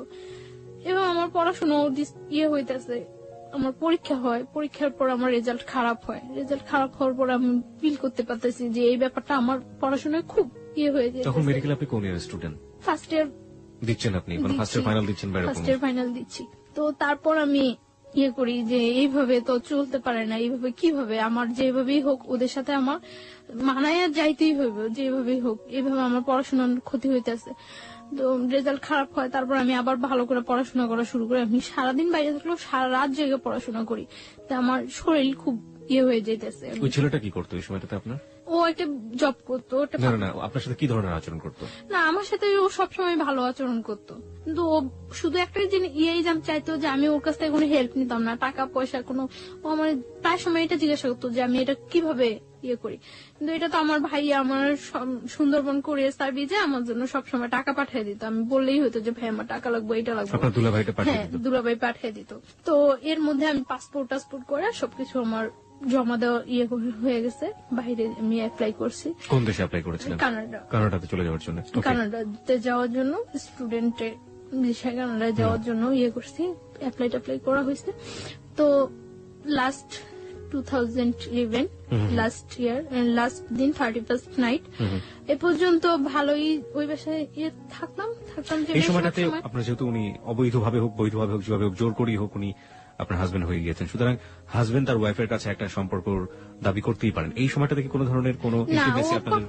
কখনোই আমার উপরে এরকম কিছু করতো না, কোনো ফিজিক্যাল কোনো ইন্টিমেসি? ফিজিক্যাল বা আমি কোথায় যাই কেন যাই কোনো ইন্টারফেয়ার, শুধু ওর হইতো যে ওর বাসায় থাকতে হবে, এইটাই। মানে কখনো আপনার ফ্রিডম নিয়ে কোনো অত্যাচার করতো না, কিছু করতো না, শুধু একটা কথা আমার বাসায় থাকতে হবে? হ্যাঁ, বাসায় থাকতে হবে। ও মানে মনে করতো যে হয়তো বা ওর বাসায় থাকলে আমি সেফ আছি, কিছু করতে আসছি না বাহিরে। কোনো ধরনের অত্যাচারও করেনি, মানসিক বা শারীরিক? না, শারীরিক কোনো অত্যাচারও করতো না। তো আমি দেখা যেত বেশিরভাগ সময় বাহিরে খাইতাম, বাহিরে থাকতাম। আমি আপনার শাশুড়ি বলাটা ঠিক হচ্ছে না কিনা জানি না, ও বাড়ির যে অন্যান্য যে মানুষজন যারা ছিলেন তারা কি ধরনের আচরণ করতেন আপনার সঙ্গে? হ্যাঁ, আমার শাশুড়ি মানে ওর মা ফিল করতে পারতো যে আমি ওকে খুব ডিসলাইক করি এবং আমি আজকে হোক কালকে হোক চলে যাবো, এটা উনি ফিল করতে পারতো। উনি সবসময় বলতো যে এই মেয়ের জন্য এত কিছু করতেছোস, এই মেয়ের পড়াশোনা করানোর জন্য, এই মেয়ের জন্য এত কিছু করতেছ, মেয়ে থাকবো না। তো সবাই বলতো, মানে উনি আপনার সাথে কোনো খারাপ আচরণ করতো না, আমার সাথে কোনো করতো না। আমার সাথে জাস্ট মানে আমি খুব কথা বলতাম না বাসায়, যে সবসময় আমি চুপচাপ থাকতাম, অফ থাকতাম সবসময়।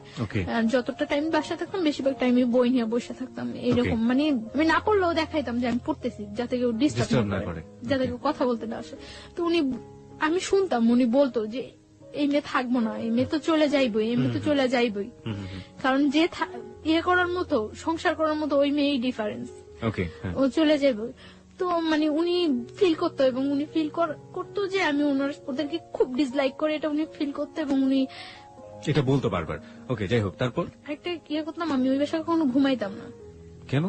এই 1 বছর 3 মাস 3.5 মাস আমি ওই বাসায় ছিলাম। আমার মনে হয় না আমি 1 বছর 3 মাস 3.5 মাসে ওই বাসায় 3 দিনও ঘুমাইছি। কখনো আমি ঘুমাইতাম না। আমার মনের মধ্যে এটা ভয় কাজ করতো, হয় আমার মায়ের ফেলাইবো, না আমার সাথে জোর করে কিছু করবো, এরকম একটা ভয় সবসময় মনের মধ্যে কাজ করতো। যেই ছেলে আমার ধরে নিয়ে আসতে পারে, বাইন্ধা রাখতে পারে, তুলে আনতে পারে, সেই ছেলের পক্ষে পসিবল না এমন কিছুই নেই। আপনি বলছিলেন যে রাতের বেলা ঘুমোতেন না, আপনি এরকম একটা অবস্থার বর্ণনা দিচ্ছিলেন। তারপরে রাতে কি কখনোই ঘুমাতাম না ওই বাসায়, খুব কম সময়। মনে হয় না আমি এই 1 বছর 3 মাস 3.5 মাসে 3 দিনও ঘুমাইছি। আমার বেশিরভাগ আমি কলেজ ক্লাস শেষ করে যে গ্যাপটা হতো, ক্লাস থেকে আমি নিউ একটা হসপিটালে যাইতাম যেখানে আমি প্র্যাকটিস করতাম, এই গ্যাপটা আমি বেশিরভাগ সময় স্লিপিং ট্যাবলেট নিয়ে কলেজ হোস্টেলে ঘুমাইতাম অনেকক্ষণ যাবত, 2 ঘন্টা 2.5 ঘন্টা 1 ঘন্টা 1.5 ঘন্টা।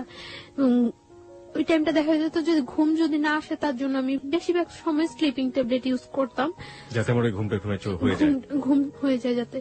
অনেক সময় দেখা যেত স্লিপিং ট্যাবলেট খাওয়ার পরে মানে এই 2 ঘন্টা 2.5 ঘন্টা 1-1.5 ঘন্টার ঘুমে কিছু হয় না, খুব ঘুম পাইতো পরে, কিন্তু তারপর করার কিছু ছিল না, আমার ফিরতে হবে, আমার ওইখানে যেতে হবে, তার জন্য আমি পারতাম না স্লিপিং ট্যাবলেট খাওয়ার পরেও ঝিমাইতে ঝিমাইতে হয়তো যাইতাম আমি, তারপর আমি বাসায় ঘুমানোর চেষ্টা করতাম না কখনো।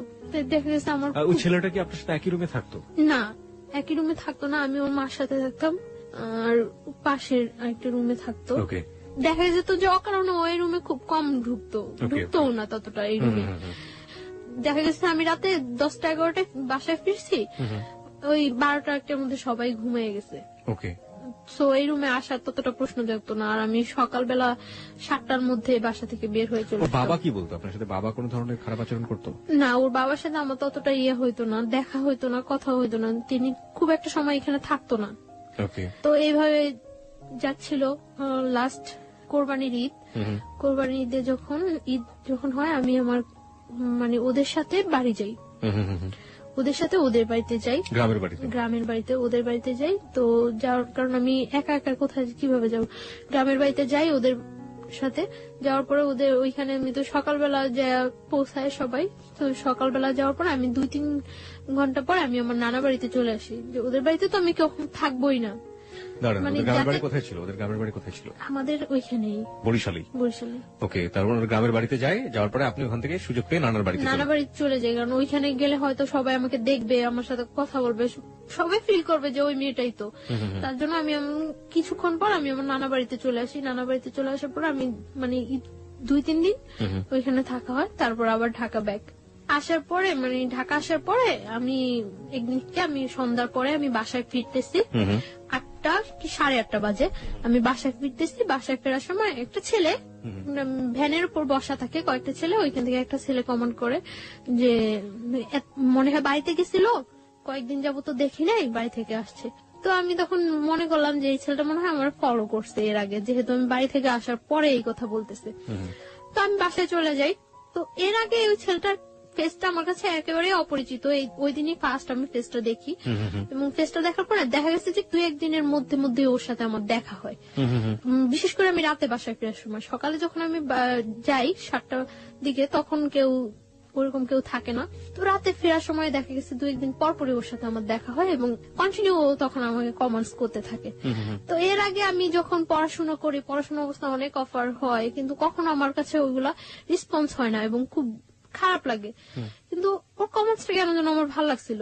তো তখন তো আমি একেবারে সম্পূর্ণ একা, কোন ফ্রেন্ডদের সাথেও ততটা মিশতে পারি না, করতে পারি না, দেখা গেছে খুব ডিজার্ভ থাকি।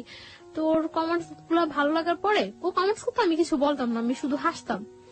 এরকম কিছুদিন কমেন্টস করার পর একদিন সকালবেলা, আমি ওই দিন শুক্রবার, আমি ওই দিন কলেজ আসিনি, তো সকালবেলা 11টার দিকে আমি বাসা থেকে বের হয়েছি।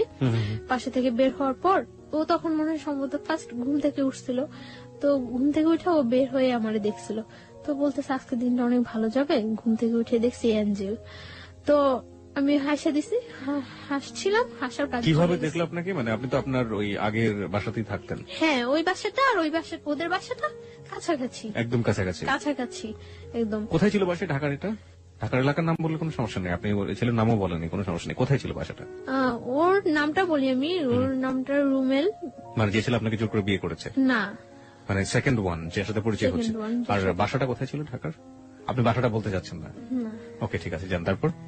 কারণ ওই এলাকাটার সবাই প্রায় কম বেশি ঘটনাটা জানে এবং আপনাকে সবাই চেনে। ওকে, ঠিক আছে। আমি এখানে একটু শ্রোতারা অনেক খেপে যাবেন আপনার উপরে, আমি একটু শ্রোতাদেরকে অ্যাড্রেস করতে চাই। দেখুন, আপনারা যারা বলছেন যে আপনারা ওর বাসার নামটা জানতে চান, ও কোথায় থাকে সবকিছু জানতে চান, এই প্রশ্নগুলো আমি ওকে করেছি, এবং তারপরও যারা ক্ষিপ্ত হয়ে যাচ্ছেন ওর উপর, তাদের উদ্দেশ্যে আমি একটু বিনয়ের সাথে বলতে চাই, ওর বাসার অ্যাড্রেসটা জেনে বা যে ঘটনাটা যেখানে ঘটেছে এটা জেনে আপনি কি বা করবেন বলুন। আপনার এখানে বলতে চাচ্ছি না এই কারণে যে আমি তো সম্পর্কটা থেকে এখনো বিচ্ছিন্ন না। এক্স্যাক্টলি, আমরা গল্পের শেষ পর্যন্ত যাবো, সেটা আপনি আগে থেকে কিছু বলে দিন না। আমরা একটা জিনিস বলি আপনাকে, সেটা হচ্ছে তাদেরকে বলবো যে প্লিজ আমরা গল্পটা থেকে সবাই যে জিনিসটা নেবার চেষ্টা করবো সেটা হচ্ছে মোরাল লেসনটা আসলে কি, ভুলটা আসলে কারা কারা করেছে, কোন কোন জায়গাগুলোতে ভুল হয়েছে। বাসার ঠিকানা জেনে কিংবা ওর পার্সোনাল লাইফ সম্পর্কে আরো বেশ কিছু জেনে ও কোথায় থাকে সেটা জেনে আসলে ওর কতটুকু কিওর আমরা করতে পারবো। হ্যাঁ, সেই হেল্পের জায়গাটা যদি কিছু থেকে থাকে, করার থাকে, তাহলে ও যতটুকু বলবে ততটুকুই আসলে এনাফ। আমরা ওই শ্রদ্ধার জায়গাটুকু যিনি গেস্ট হয়ে আসেন, অতিথি হয়ে আসেন, তার প্রতি যেন বজায় রাখি। জি প্লিজ, তারপরে বলুন। তারপর আমি মানে যে কাজে বাসা থেকে বের হয়েছি ওই কাজে চলে যাই। তো চলে যাওয়ার পর এইভাবে চলতে থাকে কিছুদিন। তো 31st নাইট আমি সন্ধ্যার পরে বাসায় ফিরছি। তো আমি কিছু চকলেট কিনি। তো চকলেটের দোকানে যাওয়ার আগেই ও বলতেছে যে আজকে বলে দেব নাকি সামনের বছর পর্যন্ত ওয়েট করব। তো ও বলতেছে, তখন আমি চকলেট কিনা আসার সময় ওর হাতে ওর একটা চকলেট মানে দূর থেকে এভাবে ধরে দিছি, দিয়ে বলতেছি যে কারোর জন্য কি কখনো কিছু ওয়েট করে, সবকিছু সময় মতোই বলতে হয়। আর এই যে একটা বছর গেছে গিয়ে, এরকম একটা বছরের মতো একটা জীবনও চলে যেতে পারে। সো কারোর জন্য কখনো কিছু ওয়েট করানো উচিত না। যেটা আমার বলার বা যেটা আমার করার সেটা জাস্ট টাইমেই করা উচিত। তো ওই কথাটা বলার পর আমি এই কথাটা বলে আমি সাথে সাথে কিছু না বলে সাথে সাথে চলে আসতেছি। ও আমার পিছনে আসতেছে। তো আসে আমার বাসার গলির মধ্যে, মানে যে বাসা আমি যাবো ওই বাসার গলির মধ্যে ও বললো যে জাস্ট 1 মিনিট একটু দাঁড়ান। তো আমি দাঁড়াইলাম, দাঁড়ানোর পরে বলতেছে আপনার নামটা জানতে পারি? তো আমি আমার নামটা বললাম। বলার পর ও বলতেছে যে আপনার ফোন নাম্বারটা জানতে পারি? সরি, আমার ফোন নাম্বারটা তো দেওয়া যাবে না। পরে বলতেছে যে এই চকলেটটা নিয়ে যান, আজকে যদি আপনার ফোন নাম্বারটা আমাকে দিতেন সেটাই আমার জন্য বড় গিফট হতো। আমি বললাম যে আমি চকলেটটা নিয়ে যে আপনি ব্যাগ দিয়ে নিয়ে যেতে পারি, বাট আমি আমার ফোন নাম্বারটা দিতে পারবো না। তো বলতেছে দিবেন না? আমি বলতেছি না, ফোন নাম্বারটা দেবো না। পরে বলতেছে চকলেটটা দিয়ে দিবেন? পরে বলতেছে না, চকলেটটা নিয়ে চলে গেছে। চলে যাওয়ার পর তো 1st জানুয়ারি ওর সাথে আমার দেখা হয় নাই। তো 2nd 3rd জানুয়ারিতে ওর সাথে আবার আমার সাথে দেখা হয়েছে। দেখা হওয়ার পরে দেখা গেছে ও আমি যেই টাইমটা বাসা ফিরি ঠিক ওই টাইমটা স্পেসিফিক ধরে রাখে এবং ওই টাইমটা আমার সাথে কথা বলে। প্রত্যেকদিন যাওয়ার সময় কথা বলে, ও বলে আমিও বলি। মানে ও যেটা বলে আমি ওটা রিপিট অ্যান্সার করি। তো একটা কাগজের মধ্যে 6 জানুয়ারি দিন ও একটা কাগজের মধ্যে ওর ফোন নাম্বারটা লিখে আমাকে দেওয়ার জন্য যায়। তো আমি বলি যে আপনার ফোন নাম্বারটা দিয়ে লাভ নেই, আমি আপনাকে কখনো ফোন করবো না। তো বলে যে তাহলে আপনার ফোন নাম্বারটা প্লিজ দেন। তো আমি নাম্বারটা দেই। দেওয়ার পর আমি বাসায় ঢুকতে না ঢুকতে ফোন করার পর ও বলতেছে যে আমি ওর নাম জিজ্ঞাসা করে ওর নাম বলার পরে ও আমারে বলতেছে আপনি কি নার্স? আমি বলতেছি না, সরি আমি নার্স না। মানে আমার অ্যাপ্রনটা দেখে পরে বলতেছে নার্স না, তাহলে কি আপনি? পরে আমি বলতেছি যে আমি পড়াশোনা করি মেডিকেলে। বলতেছে কোন মেডিকেলে পড়ে? তো আমি বলতেছি যে আমি ওই মেডিকেলে পড়ি। তো আমি ওরা জিজ্ঞাসা করতেছি যে আপনি কি করেন? বলতেছে যে আমি পড়াশোনা করি। আমি কোথায় পড়ি? বুয়েটে পড়ি। ওকে। তো আমি মনে করলাম বুয়েটে পড়ে, কথা বলি। ওর কথাগুলো খুব মানে ইনোসেন্ট লাগতো। মনে হয়তো যে খুব মারপ্যাচ নেই, খুব ইজি কথা বলে। তো আমি কথা বলছি। 1st দিন কথা বলার পরে ও 2nd দিন আমাকে অফার করলো আপনি আমার সাথে একটা বিয়েতে যাবেন। তো আমি বললাম যে আচ্ছা যাবো। এখন এরকম শীতকাল, জানুয়ারি তো শীতকাল। তো বলতেছে যে আচ্ছা ঠিক আছে, আমি যাওয়ার সময় আপনাকে ফোন দিলে আপনি বের হইন। তো আমি মনে করছি যে মনে এমনিতেই ফান করতেছে। তো কিছুক্ষণ পর আবার ফোন দিয়ে বলতেছে না আপনাকে তো নিয়ে যাওয়া যাবে না, নিয়ে গেলে অনেক ছেলেরা ওইখানে থাকবো, জিজ্ঞাসা করবো এটা কে, তখন আমি কি বলবো? তখন আমি হাসি যে নিজেই বললো আবার নিজেই এই কথা বলতেছে। আপনি ইয়েস বলেছিলেন কোন সাহসে? কারণ আপনি তো এমন একটা বাসায় থাকেন যেখান থেকে না আমি যাব না সেটা আমি শিওর ছিলাম যে আমি যাব না। আমি বুঝছিলাম কারণ ওর কথাগুলো বললাম না খুব ইনোসেন্ট, সাহসের খুব অভাব ছিল ওর মধ্যে। সাহসের খুব অভাব। তো ও তখন আমি হাসার পরে আমি বলতেছি আচ্ছা ঠিক আছে আপনি যান, আমি এমনিতেও যাব না। এমনিতেও আপনার সাথে আমার 1st পরিচয়, আর তাছাড়া আমি কোথাও যাই না, আমি এমনিতেও যাব না, আপনি যান, এনজয় করেন। পরে ও বিয়েতে গেল, বিয়ে থেকে আসলো, আসে আবার রাত্রে আমাকে ফোন করলো। ফোন করার পর আমি ওর সাথে 1 মিনিট 2 মিনিট কথা বলি। তো এইভাবে 3-4 দিন কথা বলার পর জাস্ট রাত্রে যখন 12টা, 12:15, 1টা বাজে, তখন ও আমার সাথে কথা বলে 2 মিনিট, 1 মিনিট, 3 মিনিট এরকম কথা বলে এবং খুব একটা অস্থির একটা ভাব প্রকাশ করে। মানে আমার মনের মধ্যে খুব কনফিউশন হয়, এরকম অস্থির কেন? তো এবং কি যেন বলে মোমবাতি, মোম। তো আমি করি যে ও কি কোনো নেশা টেশা করে রাত্রে? একটা নেশাগ্রস্ত মানুষের কথা যখন তার ফিল হয় যে সে নেশা করা উচিত বা করবে, তখন একটা মানুষের বিহেভিয়ার দেখলেই বোঝা যায়। তো ওর এরকম অস্থির অস্থির ভাবটা আমার কাছে খুব ইয়ে লাগে। তখন আমি কিউরিসিটি জাগে যে কি করে ও, কেন ও আমার সাথে 2-1 মিনিট কথা বলে রাখা দেয় বা এমন অস্থির অস্থির কেন। তো আমি এটা ওই টাইমটাই আমি ওরে বিশেষ করে ফোন দেই তখন রাত্রে রাত্রে, যে কেন কি করে ও আমি এটা জানার চেষ্টা করি। তো এইভাবে কয়েকদিন চলে যায়। কয়েকদিন পরে ও একদিন, ওর বাইক আছে, ও একদিন আমার কলেজ থেকে আনতে যায়, সেটা আমার না বলেই যায়, যায় ফোন করে যে আমি আসছি, আপনি আমার সাথে যাবেন। পরে আমি আচ্ছা ঠিক আছে দাঁড়ান। তো আমি বের হয়ে আসি, আসার পরে আমার নিয়ে আসে বলতে কি মানে আমার বাসায় ইজি নিয়ে যেতে পারতো, অনেকটা ঘুরায়। তো ও বলে যে আপনি জাস্ট আমার একটু সাপোর্ট করে বসেন, যাতে আপনি পড়ে টরে না যান, আমার ভয় লাগতেছে যদি আপনি পড়ে যান। আমি বলি কোনো প্রবলেম নেই। মহাখালীর দিকে নিয়ে যায়।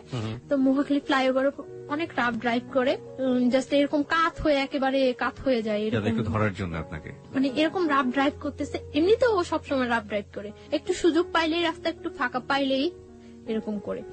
তো ফ্লাইওভারের উপরে একেবারে কাত হয়ে গেছে। তখন আমার কাছে একটু ভয় লাগছিল, তখন আমি এরকম কাঁধের উপর হাতটা রাখি। হাতটা রাখার পরে মানে এরকম করে অনেকটা ঘুরায়, মিরপুরের দিকে নিয়ে যায়, নিয়ে অনেকটা ঘুরে টুরে বাসার একটু দূরে বাসা থেকে নামায় দেয়। তো আমি বাসায় যাই, তারপরে এরকম কথা বলতে থাকে। তো ওই আমাকে বলে যে আপনি আমার ফ্রেন্ড হবেন। আমি বলছি আচ্ছা ঠিক আছে ফ্রেন্ড হবো। তখন কিন্তু আমি জানি না যে ও পড়াশোনা করে না বা কিছু। তখন আমি বলি যে আপনার ক্যাম্পাসটা তো কাছেই, আপনি কেন কলেজে যান না? তো বলে এই সমস্যা ওই সমস্যা, মারামারি করছে, এটা হয়েছে ওইটা হয়েছে, কিন্তু ও বলে না যে ও পড়াশোনা করে না বা করেই নেই, ওইটাও বলে না। তো তারপর ও এইভাবে চলতে থাকে, কিছুদিন যায়, ও বলে যে আপনি আমার ফ্রেন্ড হন। তো আচ্ছা ফ্রেন্ডশিপ করলাম ওর সাথে। ফ্রেন্ডশিপ করার পরে মানে কয়েকদিন যায় ভালোই। তো ও বলতেছে যে ফ্রেন্ড থেকে তারপরে চিন্তা পরে করবো, আগে ফ্রেন্ড। আপনার বাসায় বুঝতে পারতাম না এগুলো, যে আপনি যেখানে আছেন যেভাবে আছেন, আপনার তো যিনি আপনাকে জোর করে বিয়ে করেছেন তারও তো বোঝার ব্যাপার ছিল, সেও বুঝতে পারতো না? কেউ বুঝতে পারতো না। আমি সবসময় মানে আউটসাইডে বাইরে গিয়ে ওর সাথে বেশি কথা বলতাম, আর রাতে 2-1 মিনিট কথা বলতাম। তো একদিন আমরা ধানমন্ডি লেকে নিয়ে যায় আমাকে কলেজ থেকে, মানে কথা বলতে থাকে। তো কথার মধ্যে আমি হঠাৎ দেখি ও সিগারেট খাচ্ছে। তো তখন আমি ইয়ে করি যে ও স্মোক করে। তো আমি ওর কথার মধ্যে জিজ্ঞাসা করি যে আপনি কি কোনো নেশা করেন, ড্রাগস নেন বা অ্যাডিক্টেড আপনি? পরে বলতেছে যে হ্যাঁ। পরে আমি বলতেছি যে কেন?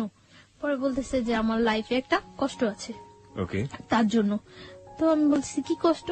তো বলে যে একটা মেয়ের সাথে আমার অ্যাফেয়ার ছিল, তো মেয়েটা আমার ছাইড়ে চলে গেছে, তারপর থেকে আমি ইয়ে করি। তারপর মানে এই কথা বলে। তো আমি বলতেছি যে মেয়েটা চলে গেছে তার জন্য আপনি এইভাবে ড্রাগ নিচ্ছেন, এটা কিন্তু ঠিক না।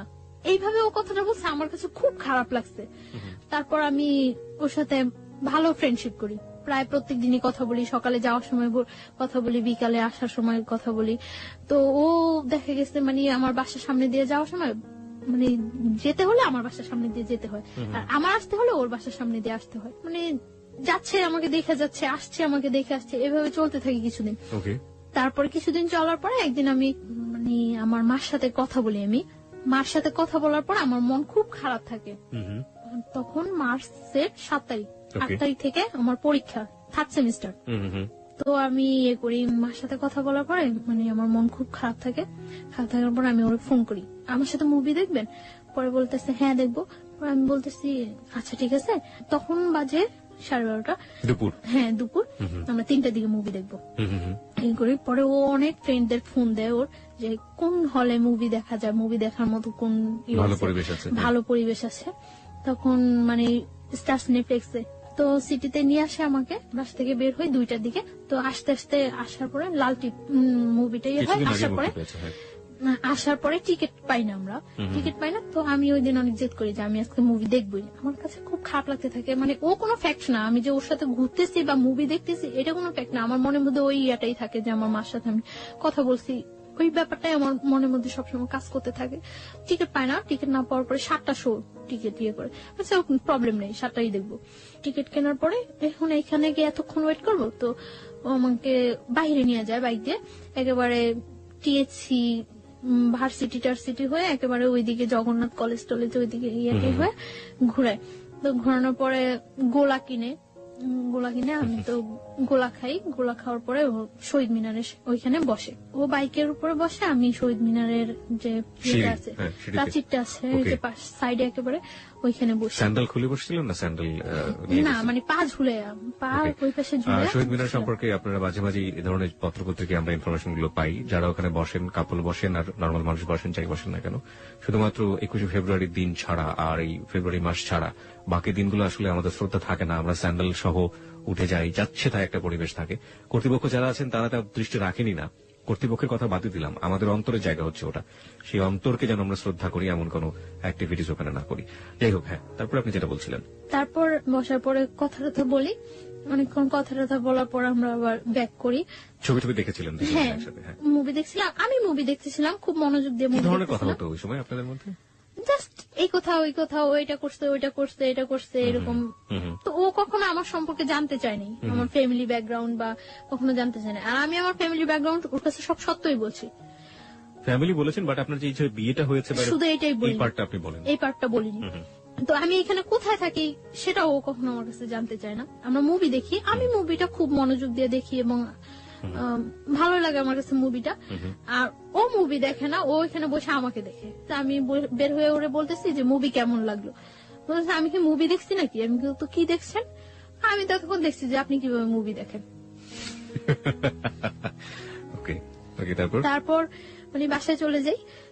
বাসায় চলে যাওয়ার পর মানে আমরা বাইরে খাইটা বাসায় চলে যাই। চলে যাওয়ার পর ও রাত্রে আমাকে 1:30টার দিকে ফোন দেয়, আমি পড়তে থাকি, তখন ফোন দিয়ে ও আমাকে মানে একসাথে মনে হয় যে আমরা শীট টিট দেখলে মুখস্থ করে পড়া বলি না টিচারদের কাছে, একসাথে ওরকম মনে হয় যেন কোনো শীট টিট মুখস্থ করে একসাথে ও আমাকে বলে যে আমি তোমাকে পছন্দ করি, এরকম এরকম এরকম সব একসাথে এক চান্সে মুখস্থ করলে এক চান্সে মুখস্থ। তো আমি আশ্চর্য হয়ে যাই যে এটা ছোটবেলা আমরা আর পিছনের বাড়ি থেকে মা চিল্লাতো, এই পড়িস না কেন, ওরকম ছোটবেলার কথা মনে পড়ে গেল আপনার কথা। হ্যাঁ, একসাথে বলতো। আমি কি আশ্চর্য, এটা কি কোনো বলার ওয়ে? তো আমি চুপ করে থাকি। পরে বলতেছে তুমি আমার পরে জানাও। তুমি বলছো তারপর? হ্যাঁ, তুমি আমার পরে জানাও। তা আমি কিছু বলি না, চুপ করে থাকি, কেটে দেই ফোন। তারপরেও আমাকে যখন ফোন দেয়, ফোন দিয়ে বলে যে আমি আপনি করে বলি। তুমি বলতেছে যে আপনি করে বলো কেন, তুমি করে বলো, পসিবল না। বলতেছে যে তুমি করে বলো, তুমি করে। এভাবে কয়েকদিন যাওয়ার পর আমি ওকে তুমি করে বলা স্টার্ট করি। ও দেখা গেছে তুমি আপনি মিশ্রণ হয়ে যায়, মিশ্রিত ভাষায় কথা বলতেছে। তো ও হাসতো মিশ্রিত ভাষায়। এইভাবে কয়েকদিন যায়, যাওয়ার পরে মানে ওর সাথে এক পর্যায়ে কি রিলেশন হয়ে যায়, অ্যাফেয়ার হয়ে যায় আমার সাথে। এবং ওর কথাগুলি আমার খুব ভালো লাগে, যখন কথা বলে আমার খুব ভালো লাগে, আমি অবাক হয়ে তাকিয়ে থাকি যে ও কথা বলে, কিন্তু খুব স্বাভাবিক ভাষায়, সাবলীল শুদ্ধ ভাষায় কথা বলে তা কিন্তু না, নর্মাল কথা বলতেছে, কিন্তু আমার কাছে খুব ইনোসেন্ট লাগে।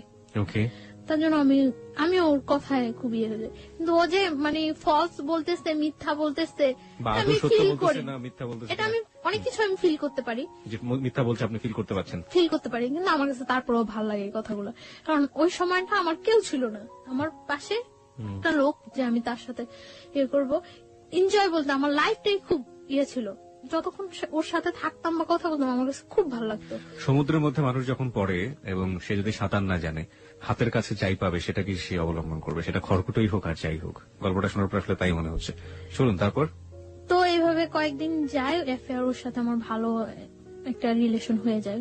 ও আমাকে মানে শিফট করে নিয়ে যায়, দিয়ে যায়। ওর সাথে যে কোনো ব্যাপারে আমি ওর সাথে শেয়ার করি, যে কোনো, কিন্তু শুধু একটা ব্যাপারে আমি বলি না যে আমার আগে একটা বিয়ে হয়েছিল। আমি অনেক ট্রাই করি বলার জন্য যে আমার এটা বলা উচিত, কিন্তু আমার বলতে গেলেই ভয় হয় যে এটা বললে সম্ভবত ও আমার সাথে রিলেশন রাখবে না। কিন্তু ওর কথার মধ্যে অনেক সময় প্রকাশ পাইতো যে ও বলতো যে তোমার যদি 20টাও বিয়ে হয় তাতেও কোনো প্রবলেম নেই, তারপর আমি তোমাকে বিয়ে করবো। আচ্ছা, তার মানে আপনি বলে দিয়েছেন যে আপনি তাকে লাভ করেন? হ্যাঁ, দুজনের মধ্যে ওয়ার্ড দিয়ে হয়ে গেছে। হ্যাঁ, ওকে। তো ওর সাথে আমার রিলেশনটা ভালো চলতে থাকে। তো আমি যেখানে থাকি ওইখানে কেউই জানে না যে আমি ওই ছেলেটার ওয়াইফ, কেউ জানতো না। মানে কি বাড়ির লোকজন ছাড়া আশেপাশে কেউ? বাড়ির লোকজনও জানতো না, কারণ আমরা একটা ফ্ল্যাট বাসায় থাকতাম, কেউ জানতো না যে আমি ওই ছেলেটার ওয়াইফ। ওর ফ্যামিলি ছাড়া আশেপাশে কেউ জানতো না, কারো কাছে আমি তো বলতামই না, ওরও বলার প্রয়োজন হয় নাই, কারো কাছে বলতো না। তো আর আমি তো সবসময় আমার মতোই চলতাম। ওই এলাকার অনেকেই জানে যে ওই ছেলেটার সাথে আমার সাথে রিলেশন হয়, রুমেলের সাথে আমার সাথে রিলেশন, এটা ওই এলাকার অনেকেই জানে। আপনার তথাকথিত হাজবেন্ড যদি বলি যে জোর করে যে করলো, ও জানতো না? সব জানলে তো ওরও জানার কথা। ও পরে জানতে পারে। ওকে, যাই আমরা সিরিয়ালে যাই। তারপর কিছুদিন যাওয়ার পরে মানে ওদের বাসার সবাই, আমি যে বাসা থাকি ওই বাসার সবাই বেড়াইতে যায়, আমি যাই না। কোথায় বেড়াতে যায়? গাজীপুর। মানে ওরা ফ্যামিলি মিলে একটা কোথাও বেড়াতে যায়, আপনি যান না? ওকে, আমি যাই না, আপনি থেকে যান। আমি থেকে যাই। এর মধ্যে ও আবার বাইক অ্যাক্সিডেন্ট করে। বাইক অ্যাক্সিডেন্ট করার পরে ওর একটা ফ্রেন্ডের বাসায় কাছেই, ওর ফ্রেন্ডরা সবাই জানতো, সবাই আমাকে চিনতো, তো কাছে ওর ফ্রেন্ডের বাসা। ওর ফ্রেন্ডের বাসায় কেউ থাকে না, সবাই বাড়িতে গেছে সবাই, তো ওর ফ্রেন্ডের বাসা প্রত্যেকদিন যায় আমি ওরে দেখে আসতাম। তো এর মধ্যে 26 মার্চ যেদিন বিকালে আমি আমার একটা ফ্রেন্ডের বাসায় গেছি, তো ওর কাছে এটা খুব খারাপ লাগছে যে আমি অ্যাক্সিডেন্ট করছি আর ও মনে হয় ঘুরতেছে। তো আমার ফোন দিয়ে বলতেছে ভালোই তো ঘুরতেছো। আমি বলবো ঘুরতেছি, আমি জাস্ট কিছু শীট বই টই নিয়ে ওর বাসায় গেছিলাম, তো আমি চলে আসি। চলে আসার পর আমি বলতেছি যে কোথায়, এখন তো তোমার সাথে আর দেখা করবো না। আমি কেন, আমি এখন এত কষ্ট করে চলে আসছি আর এখন দেখা করবো না মানে? পরে বলতেছে আচ্ছা ঠিক আছে তুমি বাসায় যাও, আমি তোমার ফোন দিচ্ছি। তো আমি বাসায় গেছি, তারপর ফোন দিচ্ছি সন্ধ্যার পর। তো সন্ধ্যার পর ওর ওই ফ্রেন্ডের বাসায় গেছি, যাই কিছুক্ষণ গল্প টল্প করার পর আবার আমি বাসায় চলে আসছি। তো প্রত্যেক দিনই আমি রাতে যাওয়ার সময় ওর ওই ফ্রেন্ডের বাসায় যা ওরে দেখে যেতাম। ও অ্যাক্সিডেন্ট করছে, ওর পায়ে ব্যান্ডেজ ট্যান্ডেজ করা ছিল, শরীরে বিভিন্ন ইয়েতে ব্যান্ডেজ করা ছিল, ছুলে টুলে গেছে। তো আমি ওই দিন প্রত্যেক দিনই ওরে দেখে যেতাম। এর মধ্যে ওরা যেদিন গাজীপুর গেছে ওই দিন তো আমি বলছি যে আমার বাসায় কেউ নেই। পরে বলতেছে যে আচ্ছা তুমি আসবা, এই বাসায় আসবা? পরে আমি বলছি আচ্ছা আসবো। তো ওই বাসায় গেছি, তো রাত্র হয়ে গেছে, প্রায় 11টা বেজে গেছে। তো বলতেছে এখন তুমি বাসায় যাবা? তো 11টা বেজে গেছে, বলতেছে তুমি বাসায় যাবা? আচ্ছা ঠিক আছে তুমি নিচে যাও, আমি তোমাকে দিয়ে আসবো। পরে দিয়ে আসছে। আমার পরীক্ষা শেষ হয়ে গেছে এপ্রিলের 16 তারিখ। ওই দিন প্রচুর বৃষ্টি হচ্ছে। তো সন্ধ্যার সময় ও আমার বলতেছে যে এখন যদি আমি সুস্থ থাকতাম তাহলে তোমার নিয়ে ভিজতাম বাইরে। তো আমি বলতেছি আচ্ছা ঠিক আছে, তো এখন কি প্রবলেম, ভিজো। পরে ও আমার বলতেছে যে একা একা ভিজতে ভালো লাগে না, তুমি আসবা?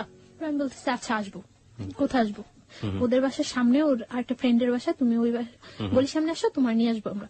পরে আমি গেছি, যাওয়ার পরে ও নিয়ে গেছে ওই ফ্রেন্ডের বাসা। কনস্ট্রাকশনের কাজ চলছে, 5 তলা পর্যন্ত কাজ চলছে এখন। তো 5 তলা ছাদে নিয়ে গেছি। ছাদে নেওয়ার পর অনেক বৃষ্টি হয়েছে, তো আমরা ভিজছি, অনেকক্ষণ ভিজছি। ভিজার পর খুব ভালো লাগছিল, অনেকদিন পর মনে হয় একেবারে একটা রিল্যাক্স, খুব খুব এনজয় করছি আমি। ভিজার পর ঠান্ডা লাগতেছিল। 5 তলাটা যে হচ্ছে ওই রুম গুলোর ভিতরে ঢুকে গেছি। তো ভিতরে ঢুকে গেছি মতন ওর নিচ থেকে একটা তাওয়াল আনানোর ব্যবস্থা করছে, যে ভিজে গেছে ঠান্ডা লাগতেছে। তো একটা তাওয়াল আনছিল মতন মুছে টুছে ওইখানে দাঁড়াইছিলাম। এর মধ্যে কারেন্টটা চলে যায়। কারেন্টটা চলে যাওয়ার পর ওর ফ্রেন্ডরা ওই পাশে থাকে, সামনে থাকে, দেখতেছে যে কেউ আসছে কিনা। আর আমরা এই পাশে দাঁড়ায় কথা বলতেছি। তো আমি কারেন্টটা চলে যাওয়ার পর আমার ভয় লাগে যে আল্লাহ আমি এখানে আসলাম, এতগুলা ছেলে না কি চিনি না জানি না, হয়তো কয়েকদিনের মাত্র পরিচয়, এর চেয়ে কয়েকদিনের রিলেশন, এর চেয়ে কত ডিপ রিলেশন থাকলেও মানুষের জীবনে কত অঘটন ঘটে যায়। কেন আসলাম আমি এখানে? আমি যতটুকু না ভয় পাচ্ছি তার চেয়ে বেশি ভয় ও পাচ্ছে। ও আমাকে প্রচুর ভয় পেতো, এটা আমার কাছে সবচেয়ে ভালো লাগতো। খুব ভয় পেতো আমার। ওকে, মেয়েরাকে আসলে এটা লাইক করে কিনা? মানে ছেলেরা তাদের দেখে ভয় পাবে, ইনফ্যাক্ট কাছের মানুষ তাদের দেখে ভয় পাবে, হয়তো লাইক করে না, আমি পরে ওকে জিজ্ঞাসা করছিলাম যে তুমি আমার ভয় পেতা কেন? আমি তোমার ভয় পেতাম না, জাস্ট সম্মান করতাম যে আমি যদি তোমার সাথে ভুলেও কোনো ফল্ট করে থাকি তাহলে যদি তুমি চলে যাও, এর জন্য আমি তোমার ভয় ভয় থাকতাম। তারপরে কি হলো ওই সময়টা? ওটা বলেন, ওটা নিয়ে লোকজন খুব বেশি আগ্রহ পোষণ করছে যে ওই সময় কি হচ্ছে, সো রোমান্টিক সিচুয়েশন। তো মানে তাওয়াল নিয়ে আসে, তো তাওয়াল নিয়ে আসে মুছার পর আমি ওখানে দাঁড়াই, আমি ফোনে গান ছাড়ি। ফোনে কোন গানটা ছাড়েন? এমনি গান, মানে অডিও ছেড়ে দেয়, অডিও ছাড়ার পরে গান চলে। তো আমি দাঁড়ায় আছি, দাঁড়ায় কাঁপতেছি। ও আমার পাশেই এসে বসে, একটা বেঞ্চ থাকে, বেঞ্চের উপর বসে ওর ফোনটা টিপতেছে। মানে আমিও না মনে হয় যে ওকে জীবনে দেখি নেই, চিনি না, ও আমার মনে হয় জীবনে দেখে নেই, চিনি না, এরকম একটা সিচুয়েশন। দুজনই লজ্জা পাচ্ছেন প্রচন্ড। আমি ভয় পাচ্ছি, আমি তো চেহারার দিকে তাকাইতে গেছি না যে ও কি পাইতেছে, ভয় পাইতেছে না হাসতেছে না কাঁপতেছে, আমি এটা দেখতেই গেছি না। আমি ভয় পাইতেছি আর খুব প্রকাশ করতেছি যে ওর দিকে আমার কোনো মনোযোগ নেই। আমি ফোনে গান ছাড়া ফোন টিপাটিপি করতেছি আর বলতেছি আল্লাহ কতক্ষণ বৃষ্টিটা থামবো, আমি বাসায় যাবো, কতক্ষণ থামবো। আর বলতেছে একটা ছাতা আনো না, আমি বাসায় যাই, একটা ছাতা আনো না। ওরা বলতেছে এখন আমি ছাতা আনতে হয়ে যাবো, আর এত বৃষ্টির মধ্যে তুমি বের হইলেও সমস্যা কেউ দেখলে, তার চেয়ে বরং বৃষ্টিটা কমুক তারপরে যাও। তো সন্ধ্যার পর আর কি হুম হুম। বিজলি চমকাইতেছে, বাইরে অনেক বিদ্যুৎ চমকাইতেছে, ভয় লাগতেছে। কিছুক্ষণ দাঁড়ানোর পর বৃষ্টিটা আস্তে কমে গেছে। বৃষ্টিটা কমে যাওয়ার পর আমি বলতেছি যে আমি চলে যাইতেছি। মানে আমি যখন যাচ্ছি তখন আমার হাতে টাচ করছে, এই ফার্স্ট হাতে টাচ করছে। টাচ করে মানে আমার হাতটা ধরে টান দিয়ে বলতেছে আমি জাস্ট তোমার কাছ থেকে ঠিক এতটুকুই চাই, এর বেশি কিছু চাই না। তারপর আমি চলে আসছি বাসায়। চলে আসা 2-3 দিন পরে আরেকদিন সন্ধ্যার পর বের হয়েছি, আমাকে একটা বাসায় নিয়ে গেছে, তাও আরেকটা বাসার ছাদে নিয়ে গেছে। ওকে। ফ্রেন্ডদের অনেক ফ্রেন্ড ছিল, সাঙ্গভঙ্গ ছিল, সবাই ওকে খুব ভয় পেত, সবাই ওরে খুব ভয় পেত, শুধু আমি ছাড়া। সবাই অনেক ভয় পেত, ও বলতো যে তুমি ছাড়া সবাই আমার অনেক ভয় পায়। তো একটু সন্ত্রাসী টাইপের ছিল। তো একটা ফ্রেন্ডের বাসায় নিয়ে গেছে, ছাদে নিয়ে গেছে। তো ওই দিনও ছাদে বসে অনেকক্ষণ কথা টথা বলছি। ওই দিন ওয়েদার খুব ভালো, কথা টথা বলছে অনেকক্ষণ। কথা টথা বলার পরে আমি বাসায় চলে আসতেছি। তো আমার বাসার আসার একটু আগে মানে গলির মধ্যে আসার পরে ফার্স্ট আমি চলে আসতেছি, তখন আমার হাত ধরে বলতেছে যাও গিয়া। আমি বলছি হ্যাঁ যাই গিয়া। তো তারপর ও মানে আমার হাতটা ধরে টাই না কাছে নিয়ে ফার্স্ট ও আমার কিস করলো, এই ফার্স্ট। এর মধ্যে ওর সাথে আমার কোনো মানে কোনো টাচ বা এ ধরনের কোনো কিছু হয়নি। হ্যাঁ, ফার্স্ট কিস করলো, তো আমিও খুব অবাক হয়ে গেছি কি করলো কাজটা, মানে খারাপই লাগছিল। আমি বাসায় আসার পর ওর সাথে আর কথা বলতেছি না, 2 দিন যাবো তোর সাথে কথা বললে। তো পরে সরি বললো, সরি বলার পর আবার আমরা কথা টথা বলতেছি। ও এর মধ্যে কার কাছে যেন শুনছিল যে আমার আগে একটা বিয়ে হয়েছে। তো আমার এই কথা জিজ্ঞাসা করানোর পরে আমি বলছি না হয়নি। প্রথমে আপনি অস্বীকার করেছেন। হ্যাঁ না হয়নি, এরকম কিছু হয়নি। আর আমি ওই বিয়েটা তো মানিই না, আমি কি বলবো যে হ্যাঁ হয়েছে, মানিই না এক কথা। আমি চাইছিলাম যে ওর কাছে সবকিছু ক্লিয়ারলি বলার জন্য, বাট আমি ওরকম কোনো ইয়ে পাইতেছি না যে বললে ও থাকবো না থাকবো। এটা মানে ওকে নিয়ে আপনার মনের মধ্যে একটা ইয়েও হয়ে গেছে যে ও চলে গেলে আপনার জন্য সাস্টেন করাটা খুব কঠিন হয়ে যাবে। হ্যাঁ। আর একই সাথে আপনি খুব তোলাচলের মধ্যেও আছেন যে বলবেন কি বলবেন না। বলবো। তারপর ও আমার বলতেছে আচ্ছা ঠিক আছে তাহলে তুমি আমার সাথে বাইরে যাবা। আচ্ছা যাবো। মানে তখন ও যেটা বলে আমি ওইটাই রাজি, ও যেটা বলে আমি ওইটাই রাজি। বলছে আচ্ছা ঠিক আছে যাবো। তো কোথায়? আচ্ছা কক্সবাজার। আমি বলছি আচ্ছা ঠিক আছে যাবো, আগে বিয়ে করতে হবে। আপনি বললেন ওকে যে আগে বিয়ে করতে হবে? হ্যাঁ, বিয়ে না করলে আমি তোমার সাথে কক্সবাজার যাবো কেন? আশ্চর্য, তুমি কে? আর তোমার সাথে আমার যতটাই রিলেশন হোক এত দূরে যাওয়া তোমার সাথে কখনো পসিবল না। তখন আমি জানতে পারি যে ও পড়াশোনা করে না। কিভাবে জানলেন? ও নিজে থেকেই মানে ওর বিয়ে করার বিয়েতে আগ মুহূর্তে সবকিছু বলে দিয়েছে? না ওর বিহেভে আস্তে আস্তে ফিল হয়েছে যে ও পড়াশোনা করে না। তারপর ও স্বীকারও করছে যে ও পড়াশোনা করে, নিজে থেকেই বলছে। কোন ক্লাস পর্যন্ত পড়েছে নাকি একেবারেই পড়েনি? 9 পর্যন্ত নাকি পড়ছে। তারপর এই কথা হয় যে বিয়ের পর কক্সবাজার যাব। আচ্ছা ঠিক আছে। তো ও রাজি হয়, আমিও রাজি হই। তারপর আমরা একটা মসজিদে কিছু ফ্রেন্ড সময় একটা মসজিদে হুজুরের মাধ্যমে বিয়ে করি। এবং আপনি তখনও জানালেন না যে আপনি বিবাহিত? না, তখন আমি জানাইনি যে আমি বিবাহিত। তো তখন ও শুনে একটু শুনে। তো ওর বাসা থেকে আমার বাসাটা ডিফারেন্স ছিল, আমি যে ছিলাম মাঝখানে 2টা বাসা। তো আমার মনের মধ্যে সবসময় এটা হতো যে ও যেহেতু আমাকে পছন্দ করে, আমার সাথে ওর অ্যাফেয়ার, ওকে আমার সম্বন্ধে খোঁজ খবর না নিছে। আর তাহলে ও কেন বলে এটা যে হ্যাঁ তোমার বিস্টে বিয়ে হলো আমি তোমাকে বিয়ে করবো? একটা প্রস্টিটিউট গালে রেখে কেউ বিয়ে করে ভালো করে না? তো ও সবসময় এই কথাগুলি বলতো। তার জন্য আমার মনের মধ্যে আরো হতো যে ও সম্ভবত জানে। তারপর হুজুর আমাদের বিয়ে পড়ানোর পরে কাগজ টাগজ সবকিছুই হয়। বিয়ের পর আমরা কক্সবাজার যাই, আমি ওর সাথে কক্সবাজার যাই। ও তখন আমাকে বিলিভ করে না, জাস্ট করে ঠিক আছে। ওর মনের মধ্যে একটা থাকে যে ওর অনেক শত্রু থাকে, থাকে যে আমি ওর কোনো ক্ষতি টুতি করার জন্য কেউ আমাকে সেট টেট করলো নাকি। আচ্ছা আমাকে একটু বলেন তো, আপনি যে এত বড় একটা রিস্ক নিলেন, আপনার আগের যে হাজবেন্ড ছিল, হাজবেন্ড আসলে আপনার দিক থেকে না হলেও তো যে কাগজে কলমে হয়ে গিয়েছে আপনার সাথে, হাজবেন্ড জোর করেই করেছে, তো সেও তো ব্যাপারটা জানে না তখনও? না, জানে না। তো আপনার কি মনে হয়নি কখনো যে আপনি যে রিস্কটা নিচ্ছেন, যে ঝুঁকিটা নিচ্ছেন, এটা এক ধরনের আপনাকে ডিজাস্টার করে দিবে বা একটা বড় ধরনের সমস্যায় ফেলবে? আমার তখন ওর ছাড়া আমার মাথার মধ্যে কিছুই ছিল না। আর ও যেটা বলতো আমি ওটাই হ্যাঁ, ও যেটা বলতো না করতো ওইটা না। এবং আমার সবসময় ছিল যে যাই হোক আমার ওকে প্রয়োজন আমার। এবং যেটা হয়েছে যে আপনার আশঙ্কা হয়েছে যদি আমি বলি আমি বিবাহিত, যদি ওকে হারাই, এবং সেই কারণে আপনি গোপন করে গেছেন, তাই তো? গোপন করে গেছি। ওকে, যান। তারপর আমরা কক্সবাজার যাওয়ার জন্য বাসে উঠি। বাসে উঠার পর ও আমার ফোনটা নিয়ে অফ করে দেয়, কারণ ওর মনের মধ্যে একটা শঙ্কা থাকে যে কেউ আমাকে আবার ওর কাছে পাঠাইলো নাকি, সেট করলো নাকি। কারণ ও বিভিন্ন সাইডে ও অ্যাডজাস্ট। ওকে। তার জন্য মানে আমি ওগুলো কিছুই জানতাম না যে আগে। ও আচ্ছা, বিভিন্ন সাইডে অ্যাডজাস্ট। সুতরাং ওর মনে আশঙ্কা হয়েছে যে কোনোভাবে গোয়েন্দাগিরি করুক বা কোনো ধরনের ক্ষতি করার জন্য ওকে ইনভলভ করে দিল কিনা, হ্যাঁ এই ধরনের। তার জন্য ও তখন মানে কাবিন করে ইয়ে করে নেই, রেজিস্টার করে ইয়ে করে বিয়েটা করেনি, শুধুমাত্র মসজিদে গিয়ে বিয়েটা করেছে। হুজুর দিয়ে ইয়ে করে বিয়ে করছে যে ও কক্সবাজার যাওয়ার পর শিওর হবে ওকে, যে ও কোনো ক্ষতি তো- করবেন না আপনি। হ্যাঁ, আমরা বাসে যাই, যাওয়ার পরে তো তারপর হোটেলে উঠি। দিন আমরা বিকালে সি বিচে ঘুরি, সি বিচে ঘুরে আসার পর রাত্রে ওর সাথে আমার কথা হয়।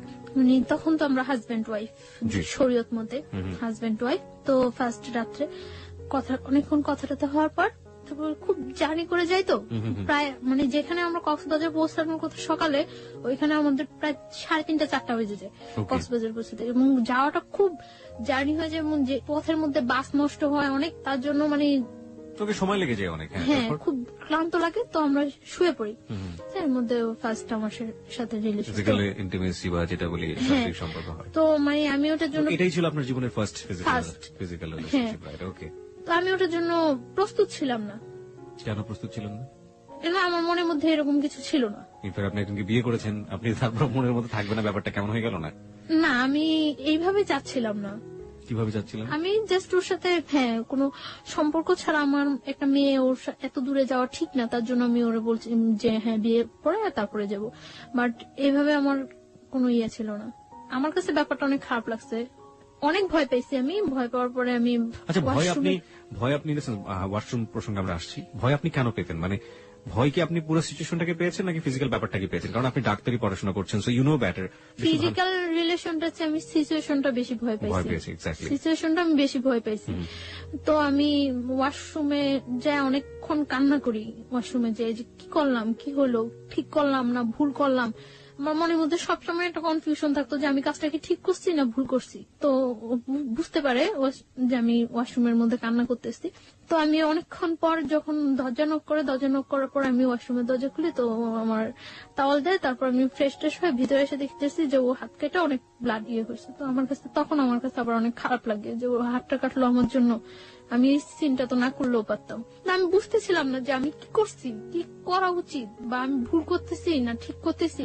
শুধু আমার এর মধ্যে আমি একটা জিনিস ফিল করি যে আমি কোনো কিছু না করলে হয়তো বা ও আমার ছেড়ে চলে যাবো। ওকে। আর ভয় পাইছি, এতটা দূরে গেছি, কখনো যাই নাই ওইখানে, কাউকে চিনি না, তার জন্য অনেকটা ভয় পাইছি। তো তারপর খাবার নিয়ে আসার পর ও নিজে আমার খাওয়াই দেয়। খাওয়াটাও দেওয়ার পর মানে আমার ইয়ে করে যে সরি, তুমি যে এরকম কান্নাকাটি করবো আমি বুঝি নাই, এটা করে তারপর ইজি হয়ে যায়। তারপর মানে ও আমার অনেক বুঝায়, কান্নাকাটি করে। আমি তারপর ঘুমায় যাই। আমি মানে ঘুমায় যাওয়ার পর ও যে হাত কাটে, তখন আমি দেখি যে হাত কাটে ব্লাড ব্লিডিং হইতেছে। তারপর আমি ওটার ওয়াশ টশ করি, মুছে টুছে দিয়ে ব্যান্ডেজ দিয়ে আমার কাছে তখন আমার কাছে অনেক খারাপ লাগে যে আসলে মনে হয় ও ইচ্ছাকৃত ভাবে কাজটা করে নি, করলে কি আমি আমার কষ্ট পাওয়াতে কি ও হাত কাটতো। তারপরে ও এখানে থাকি, 4-5 দিন থাকি, আমরা খুব এনজয় করি। তারপর এনজয় করলেও ওর মধ্যে একটা মানে কনফিউশন থাকে। আমার মনের মধ্যে তো সবসময় একটা ইয়ে যে আমি কি করতেছি, কোথায় যায় দাঁড়াবো আমার জীবনটা, আমি কি করতেছি এটা। আর আমার মনে হয় যে আমার চোখ বুঝলে শুধু আমি ওরে ফিল করতে পারি, আর কিছুই না। তখন আমি ফিল করতে পারতেছিলাম যে ও যদি যতটা খারাপই হোক আর যতটা পড়াশোনা না করুক, যাই করুক, তারপর আমার মনে হয় যে আমার জন্য ওরে প্রয়োজন। আমি এটা ফিল করতেছি, খুব খুব ফিল করতেছি।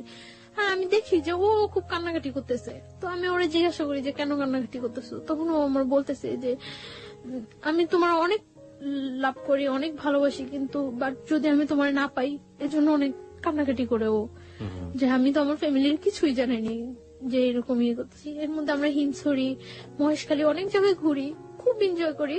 তার মধ্যে আমার মনের মধ্যে সবসময় একটা ও আমার জিজ্ঞাসা করতো কি চিন্তা করো তুমি, এত কি চিন্তা করো, এত কি চিন্তা করো। তারপর আমি বলতে পারতাম না যে আমি এই ব্যাপারটা চিন্তা করতেছি। আমার মনের মধ্যে সবসময় ইয়ে হতো যে ও আমার ছেড়ে চলে যাবো তাহলে। তো তারপর আমরা ঢাকা চলে আসি। আসার সময় সারা বাসের মধ্যে আমি মানে খুব আমার পেইন ফিল হইতেছিল, পেটে অ্যাবডোমেনাল পেইন হচ্ছিল, আমার পেট ব্যথা করতেছিল প্রচুর। কেন যেন আমার খুব খারাপ লাগতেছিল এবং আমার মনে হইতেছিল যে আমি জীবন থেকে মনে হয় অনেক কিছু হারাই ফেলতেছি। আস্তে আস্তেই মানে সারা রাত্র আমি ইয়ে করি যে আমি আর ওই বাসায় থাকবো না, যে যেভাবেই হোক আমার এই ওকে পাইতে হলে আমার এই ওয়েটা থেকে বের হয়ে আসতেই হবে যেভাবেই হোক। আমি কক্সবাজার যাওয়ার পরেই ওই ছেলেটা জানে যে আমি ওর সাথে কক্সবাজার গেছি বা ওর সাথে আমার রিলেশন। শুনে তখন যে মানে দারোয়ান, তারপরে এলাকার লোকজন বলে যে আপনাদের বাসায় যে মেয়েটা আছে ওই মেয়েটার সাথে তো ওই ছেলেটার সাথে রিলেশন। ওকে। তখন ও সবাই পাবলিশ করতে থাকে যে আমি ওর ওয়াইফ, এটা পাবলিশ করতে থাকে। তখন আমি কিছুই জানি না। তো আমি আসার পর আমি তো সকালবেলা আসি, সকালবেলা এসে আমি দুপুরে এই বাসা থেকে বের হয়ে আসি। আপনার আগের হাজবেন্ডটা এখন পাবলিশ করতে শুরু করলো যে আপনি তার ওয়াইফ। বের হয়ে এসে আমি ওরে ফোন দিই যে আমি বাসা থেকে বের হয়ে আসছি। পরে বলতেছে কেন তুমি বাসা থেকে বের হয়ে আসছো? আমি বলতেছি যে আমার পক্ষে ওই বাসা থাকা সম্ভব না। তখন আমি কিন্তু বলি নাই, শুধু এটুকু বলছি যে আমার পক্ষে ওই বাসা থাকা সম্ভব না। তো আসার পরে ও বলতেছে তাহলে এখন কোথায় যাবা? অনেক মানে ঘুরতেছি আমরা, কোথাও থাকার জায়গা ম্যানেজ করতে পারতেছি না। কি আসছে রুমেল? হ্যাঁ, পরে আমরা ইয়ে করলাম, আমি আমার খালার বাসায় চলে যাই। তখন আমি ওরে প্রেশার ক্রিয়েট করতে থাকি যে তুমি তোমার ফ্যামিলিতে জানো, তুমি তোমার ফ্যামিলিতে জানো, যেহেতু আমাদের মধ্যে রিলেশন হয়ে গেছে, বিয়ে হয়ে গেছে, সবকিছু হয়ে গেছে, তো তুমি তোমার ফ্যামিলিতে জানো। তো প্রেশার ক্রিয়েট করার পরে ওর বোনেরে জানায়। তো বোনেরা জানানোর পর ওর বোন আমার সাথে দেখা করার কথা বলে। তো ও এটা বলে না যে বিয়ে হয়ে গেছে, এটা বলে না, জানতো যে পছন্দ করে। তো আমার ওর বোনের কাছে নিয়ে যায়, দেখা টাকা হয়, কথা টথা হয়। পরদিন 15ই জুন ওর বার্থডেতে ওর বোনের বাসা আমাকে ইনভাইট করে। ইনভাইট করার পর আমি ওর বোনের বাসায় যাই। সবাই খুব ইজি মাইনা নেয়, সবাই বুঝে না আসলে যে রিলেশনটা এত ডিপলি, এটা কেউ বুঝে না, মনে করে যে হয়তো বা থাকবে কি থাকবে না, ফ্রেন্ডশিপ আছে, গার্লফ্রেন্ড বয়ফ্রেন্ড মাইনে নেয় ইজিলি। তো ওর বোনের বাসায় যাওয়ার পর ওই বাসায় দুপুরে আমি লাঞ্চ করি। লাঞ্চ করার পর বিকালে ওর বোনের হাজবেন্ড, ওর যে দুলাভাই, ইয়ে করে না, সাপোর্ট করে না। তো বিকালে আমি কেক টেক কাটার পর সন্ধ্যা রাত্রেও আমার দিতে আসে। তো দিতে আসার পর আমার খালতো ভাইয়ের সাথে ওর ইন্ট্রোডিউস হয়। ইন্ট্রোডিউস হওয়ার পর আমার খালতো ভাই ফিল করে যে এটা হলো কারণ যে ওই বাসা থেকে কেন চলে আসছে। আমার খালতো ভাইয়ের সাথে আমার আগে যে হাজবেন্ড ছিল ওর সাথে খুব ভালো রিলেশন ছিল। আমার খালতো ভাই করে কি ব্যাপারটা আমার ফ্যামিলিতে জানিয়ে দেয়। আমার বাড়ি থেকে আমাকে ইমিডিয়েট বাড়িতে যাওয়ার জন্য ফোন করে, আমার আব্বু অসুস্থ বলে। তা আমি বাড়িতে যাই। এই গেলেন কতদিন পরে গেলেন? 1 বছর 4 মাস। ওকে। আপনার ফার্স্ট হাজবেন্ড যাকে বলছেন আপনি, সে এই ঘটনার পর থেকে কোনো সিন ক্রিয়েট করেনি? কারণ সে তো সন্ত্রাসী ছিল এক ধরনের। ও তো মানে গ্রামে থাকতো, শহরে ওর প্রভাব নেই। ও মানে খুব ঠান্ডা মাথায় ইয়ে করতো, কাজগুলো করতো, কোনো মানে ইয়ে করতো না, ও ইয়ে করছে যে একই এলাকার মধ্যে যখন ঘটনা আসতো, আমি যদি এটা পাবলিশ করে দিতে পারি ও আমার ওয়াইফ, তাহলে ও এখানে কখনো এস্টাবলিশড হতে পারবে না। কক্সবাজার যাও কিছুদিন আগে হঠাৎ করে ও যখন মানে আস্তে আস্তে শুনতে থাকে, তখন ও ওই ফ্ল্যাটটা ছেড়ে দেয়। ফ্ল্যাটটা ছেড়ে ওর মাকে বাড়িতে পাঠিয়ে দিয়ে একটা টিন শেড বাসা নেয় ওইখানেই, টিন শেড বাসা নেয়। তো ওই বাসায় আমার ওর সাথে উঠতে এখন বাধ্য। ওই বাসায় উঠি, এক রুম বাসা, তো মানে যাতে সবাই জানতে পারে যে আমি ওর ওয়াইফ, এরকম একটা ইয়ে করে। ওই বাসা আমার মনে হয় 7-8 দিন থাকা হয়। তারপর তো আমি কক্সবাজারে চলে যাই। কক্সবাজার যাই আমি 6 তারিখ, আসি আমরা 12 তারিখ। তো আপনি যেটা বলছিলেন যে আপনার বাবার বাসায় গেলেন 1 বছর 4 মাস পর, সেখানকার থেকে আমরা শুরু করেন? না, আমার বাড়ি থেকে ইয়ে করে যে আমার আব্বু অসুস্থ, বাড়ি যাওয়ার জন্য বলে যে আমার কাকা, আমার যারা আছে সবাই বাড়ি যাচ্ছে। তো আমি কয়েকজনের কাছে ফোন দিই, কেউই জানে না আমার আব্বু যে অসুস্থ। তারপর মানে হঠাৎ করে শুনে আমি আর ইয়ে করতে পারি না, আমি আচ্ছা ঠিক আছে আমি আসবো। তো কিছুক্ষণ পর আবার সবাই ফোন দিয়ে বলতেছে হ্যাঁ তোমার আব্বু অসুস্থ। তো আমার কাছে ব্যাপারটা খুব ইয়ে লাগে। তা আমি ওরা বলতেছি যে আমার এইভাবে বাসায় বাড়িতে নিয়ে যেতেছে, আমি ওর সাথে হোস্টেল খুঁজতেছি তখন। তো বাড়িতে যেতে হবে, আমি বাড়ি যাওয়ার জন্য দুপুরে আমরা ওর কাছ থেকে বিদায় নিয়ে আসতেছি। ও রাস্তার মধ্যে দাঁড়ায় কান্না করতেছে, আমি চলে আসতেছি, ও কান্না করতেছে। আমার কাছে খুব খারাপ লাগতেছে তখন যে সেই জানুয়ারি মাস থেকে ওর সাথে আমার ইয়ে হইতেছে, কিন্তু কখন আমি একটা দিন মনে হয় ওরে ছাড়া ওর সাথে আমার দেখা হয়নি, এরকম ইয়ে যায়নি। ও যখন রাস্তার মধ্যে দাঁড়ায় কান্না করতেছে তখন আমার কাছে খুব খারাপ লাগতেছিল যে আমি যাব না। তারপর আমি বাড়িতে যাই। যখন আমি লঞ্চে উঠি, লঞ্চে উঠার পর মানে কিছুটা যাওয়ার পর আমি জানতে পারি যে আমার খালতো ভাইটা ফিক করে আমাকে বাড়িতে নিয়ে যাচ্ছে। তখন আমার মানে লঞ্চের মধ্যে বলতেছে যে তুই যে কাজটা করছো কাজটা কি ঠিক? আমার খালতো ভাইটা আমার ইমিডিয়েট 6 মান্থের ছোট। তো ও যে আমাকে লাইক করতো, পছন্দ করতো, সেটা আমি কিছুই জানতাম না। আমি হঠাৎ দেখতেছি ও আমার পা ধরে বলতেছে যে আমি তোর অনেক ভালোবাসতাম, তুই যে এই কাজটা করবে আমি কখনো বুঝিনি। হ্যাঁ, আশ্চর্য হয়ে যায় যে ওকে কি বললো এটা। পরে আমি বলছি কি কাজ? পরে বলছে তুই এইরকম একটা ছেলের সাথে ইয়ে করতেছিস, করতেই পারি, এটা আমার লাইফ। আপনার কি ফার্স্ট লাইফটা সম্পর্কে জানতো না? যে হ্যাঁ জানতো। তারপরে এবং ফার্স্ট লাইফটা আমার যতটুকু যতটুকু মানে সাপোর্ট করার ও আমার তখন করতো, যে এইভাবে এইভাবে তুই বাইরে আসবি ওইখান থেকে, এইভাবে এইভাবে ইয়ে করবি। ওর সাথে আমার সাথে জাস্ট একটা ফ্রেন্ডের মতো ছিল আমার খালতো ভাইটার সাথে আমার সাথে। ওকে, যখন দেখলো যে আপনি বাইর হয়েই গেছেন অন্য একজনের সাথে, তখন কি সে আপনার পা ধরতেছে যে না তুই এটা করতে পারবি না? ওকে, হ্যাঁ, এবং আমার ফার্স্ট লাইফের মানে যত সমস্যাগুলি সিনক্রেট করছি আমি ওই বাসায়, সবটা ওর ইয়াতে করছি। ওকে, লেট মি, আমার মনে হয় গল্পটা অনেক জটিল হয়ে গেছে আমাদের শ্রোতাদের কাছে, আমি একটু পরিষ্কার করে দিতে চাই। বন্ধন ব্যাপারটা হচ্ছে এরকম যে প্রথম যে ঘটনাটা ঘটেছে তার জীবনে, ছায়ার জীবনে, সেটা তো আপনারা জানেনই যে জোরপূর্বক, এবং জোরপূর্বক ওর কোনো যাওয়ার কোনো গতি ছিল না, এবং যে কারণে সে ওই ছেলের সাথে এতদিন পর্যন্ত থেকেছে, ওই বাসায় থাকতে হয়েছে তার। এই থাকা অবস্থায় সে তার খালাতো ভাইয়ের কাছ থেকে ফুল সাপোর্টটা পেয়েছে, এবং খালাতো ভাই বলেছে কিভাবে কিভাবে বাসা থেকে বের হয়ে আসবি, কিভাবে কিভাবে তুই আমার এই কাজটা করবি, ওই কাজটা করবি, এটা ফুল সাপোর্টটা সে পেয়েছে।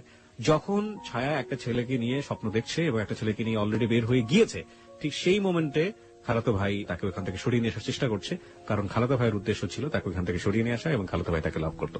ঘটনার ইকুয়েশনটা এখন এরকম। চলুন তারপর মানে ওর কথাগুলো শুনে আমি সব অবাক হয়ে গেছি। ও বলতেছে যে তুই যে কাজটা করছো, যে ছেলেটার সাথে তোর অ্যাফেয়ার, তোরা কখনো ইয়ে করবো? পরে আমি বলতেছি হ্যাঁ করবো। তখনও কিন্তু ও জানে না যে আপনি ম্যারিড। না, তো আমি বলতেছি যে হ্যাঁ করবো। পরে বলতেছে যে, পরে ওর সাথে আমার সাথে অনেক কথা কাটাকাটি হয়। কাটাকাটি হওয়ার পরে তো সকালবেলা বাড়ি যেয়ে আমি ওর অনেক রিকোয়েস্ট করি যে তুই বাড়িতে কাউকে এই কথাটা বলবি না, বাড়িতে কাউকে এই কথাটা বলবি না। পরে আমি বাড়িতে যাওয়ার পর ও সাথে সাথে ব্যাপারটা আমার বোনের সাথে শেয়ার করে, এবং আগে থেকেই হয়তো ওই যে রাত্রে ওর সাথে ইন্ট্রোডিউসটা আমার মনে হয় রাতেই ফোনে ও ব্যাপারটা শেয়ার করছিল, এবং শেয়ার করার পরেই বাড়ি থেকে আমাকে নিয়ে যাওয়ার জন্য ইয়ে হয়েছে। আমি বাড়িতে যাওয়ার পরে আমার জিজ্ঞাসা করে যে এরকম যে সত্যি তোর সাথে ওই ছেলের সাথে রিলেশন?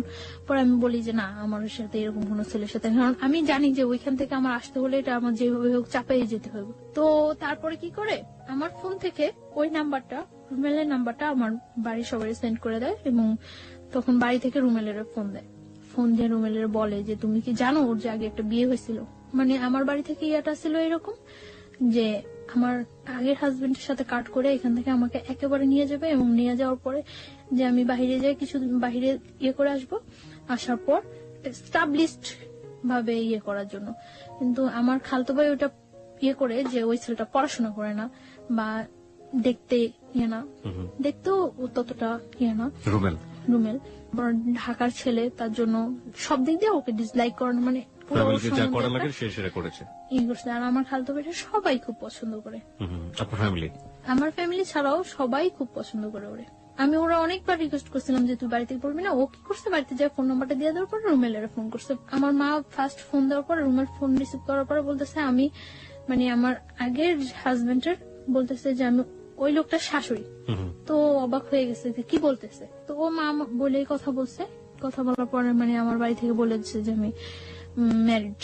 তো আমার জিজ্ঞাসা করছে যে তুমি কি সত্যি ম্যারিড? পরে আমি বলছি না, আমি ম্যারিড না। কখন আমি বিশ্বাসই করি না যে আমি বিয়ে করছি, বা আমার এরকম আমার ইয়ে ছিল যে ওরা আমি সবকিছু একদম সুন্দরভাবে বুঝাই বলবো। এইভাবে বললে তো পরে বলতেছে যে সত্যি তুমি ম্যারিড না? আমি একটু গিয়েছিলাম যে আমি যে কাজটা করিনি আমার পক্ষ থেকে, এটা রিলিজিয়াস পার্সপেক্টিভে এটা বিয়ে না, এটা হওয়া সম্ভব না, এবং কোনোভাবেই আমার মনের মধ্যে এইটুকু গিয়েছিল যে আল্লাহ আমাকে কখনো এর জন্য শাস্তি দিব না, কারণ আমি তো ইচ্ছাকৃত ভাবে কিছু করিনি। তো বলছে আচ্ছা ঠিক আছে। পরে আমি পরদিনই আমি বাড়ি থেকে খুব তোড়জোড় করে আমি ঢাকা আসতেই হবে, পরদিনই আমি চলে আসি ঢাকা। এক কথায় পালাই চলে আসি ঢাকা, বাড়ি থেকে পালাই চলে আসি, দুপুরবেলা পালাই চলে আসি। আসার পর পরদিন সকালে আসি, আসার পরে আমার মনের মধ্যে কেনই যেন একটা এক্সট্রা সাহস হয়ে গেছিল যে আমি তো এই কাজটা করিনি, তো আমি অন্তত আল্লাহর সাপোর্টটা তো কম। তো আমার তখন বলতেছো মিথ্যা হলে কিন্তু তুমি পাগল হয়ে যাবে, এটা হইব ওইটা, কিচ্ছু হবে না, আমার কিচ্ছু হবে না। এইভাবে বলিনি যে আমার বিয়ে হয়নি, আমি ওরে বলছি যে না আমি কাউকে বিয়ে করি নাই। Okay, this is the note of line. ও বলেছেন আমি কাউকে বিয়ে করি নাই। আমি কিন্তু এটা বলতে পারতাম যে আমি আমার বিয়ে হয়নি, আমি কিন্তু এটা বলিনি। আমি বলছি যে আমি কাউকে বিয়ে করি নাই, কারণ আমি ওই রেখে দিছি যাতে আমি ওরে বলতে পারি পরে। তারপর ও বিলিভ করার পর আমার হোস্টেলে উঠায় দেয়। ওই দিনই হোস্টেলে উঠায় দেওয়ার পরে আমি তখন আমার কলেজ অফ, পড়াশোনা থেকেও আমি অনেকটা ইয়ে হয়ে গেছি। আমি তো ওর সাথে ঘুরতেছি, ইয়ে করতেছি, খুব এনজয় লাইফে। মানে ওরা আমার মতো হ্যাপি পারসন নেই। ও মানে এতটা ভালো হয়ে গেছে, ওর আগে যে অ্যাডিক্টেড ছিল, নেশা করতো, ওগুলো সব ছাড়িয়ে দিতেছে। কি নিত আমাকে একটু বলেন তো সম্পর্কে, ও কি ধরনের নেশা করতো? ও আগে ইয়াবা নিত, ইয়াবা নিত। এমনিতে ও সব প্রকার নেশা করার ওর অভ্যাস আছে। আচ্ছা, আর এমনিতেই ওর যেটা বলছিলেন যে সন্ত্রাসী টাইপের ছিল, মানে কোনো ঝামেলা ছিল? হ্যাঁ, ও বলছিল আমারে যে ওর আউটসাইডে কিছু প্রবলেম আছে। সেগুলো কি আপনি জানেন? হ্যাঁ, আমি জানি। ওকে, মানে you want to share with us or not? Not. আপনি শেয়ার করতে চাচ্ছেন না? না। আমরা ধরে নিচ্ছি ও যাকে ভালোবাসে রোমেল, সে এমন একটা জগতের সাথে জড়িত যেটার সাথে আসলে সাধারণ মানুষের ভালো চোখে দেখার কথা না, কিন্তু ও যে জায়গাটা থেকে রোমেলকে দেখে সেই জায়গাটা অনেক পবিত্র একটা জায়গা। আমরা সেই জায়গাটা থেকে দেখতে চাই রোমেলকে, এবং ও চেষ্টা করে যাচ্ছে রোমেলকে ভালো করার জন্য, এবং রোমেলও সেই জায়গাটা থেকে ভালো হওয়ার জন্য নিজেকে পরিবর্তন করার চেষ্টা করছিল। আমরা এই পজিটিভ জিনিসটাকে হাইলাইট করতে চাই। চলুন তারপর। তো দেখা যেত আগে প্রচুর পরিমাণে স্মোক করতো। যখন আমার সাথে এরকম ডিপ রিলেশন যাচ্ছে, ও তখন দিনে 2-3টা সিগারেট খাচ্ছে, মানে তাও আমাকে বলে বলে খাচ্ছে। না, আমি চাচ্ছি যে ওর লাইফটা আমি এইভাবে ইয়ে করে দেব যাতে ও কখনো এটা ইয়ে করতে না পারে যে আমি আগে একটা বিয়ে হয়েছে তার জন্য ও আনহ্যাপি না। আমার সবসময় চিন্তা করতো যে আমি যদি কোনো একটু ভালো করি তার চেয়ে বেটার যাতে ও করতে পারে। আমি সবসময় এটা ফিল করতাম যে আমার ফ্যামিলিটা আমার কাছে ফ্যামিলি না, ওর ফ্যামিলিটা যাতে আমার কাছে ফ্যামিলি। আপনাকে তখন খরচটা দিত কে? আমার কাছে আমি বাড়ি থেকে আসার সময় কিছু টাকা ছিল, তারপর ও বিয়ার করতো। এখানে আমি ও টাকাটা আপনি তো করতে? হ্যাঁ, ওর টাকাটা ওর অনেক রিচ ফ্যামিলি। কয় ভাই বোন ছিল ওরা? এক ভাই এক বোন। ও একা ছিল? একা ছিল। বাবা কি করতেন? বাবা মারা গেছে। সো ও কি বড় ছিল? ও ছোট। ছোট ছিল, বোনের বিয়ে হয়ে গেছে। বুঝতেই পারছেন তার জন্য টাকা ম্যানেজ করা কোনো ব্যাপার না। আচ্ছা, ঠিক আছে। তারপরে আপনি হোস্টেল থেকে পড়াশোনা করতেন? হ্যাঁ, পড়াশোনাটা তখন আমার অফ আছে, আমার কলেজ অফ। রেজাল্ট হয়ে গেছে। রেজাল্ট হওয়ার পর আমার রেজাল্ট খুব ভালো হয়েছে, আমি মেডিকেলের মধ্যে সেকেন্ড পজিশনে আসছি। এত কিছুর পরেও সেকেন্ড পজিশনে আসছি।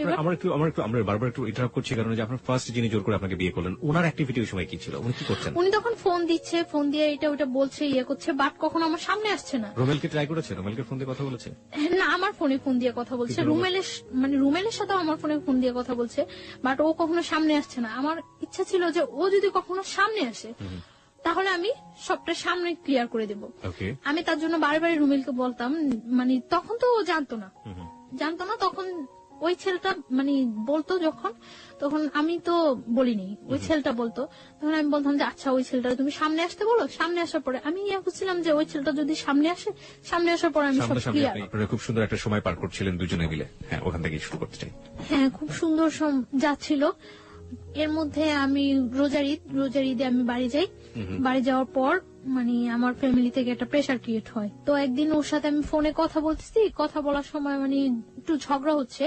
তো ঝগড়া হচ্ছে মনে আমি ওরা বলতেছি যে নিজের ওয়াইফের সম্মান দিতে পারো না, কথাগুলো বলতেছি। আমার আম্মু আরেক রুম থেকে শুনতেছে, আমি জানি না যে শুনতেছে। তো আমার আম্মু আমার জিজ্ঞাসা করলো যে কি ব্যাপারটা কি। পরে আমি চুপচাপ ছিলাম। তো চুপচাপ থাকার পর আম্মু আমাকে অনেকক্ষণ বকাবকি করলো। তো আমি পরে ওরে ফোন দিছে, মনে আমি বলতেছি যে তোমার জন্য আমি আজকে এতগুলি বকা শুনলাম।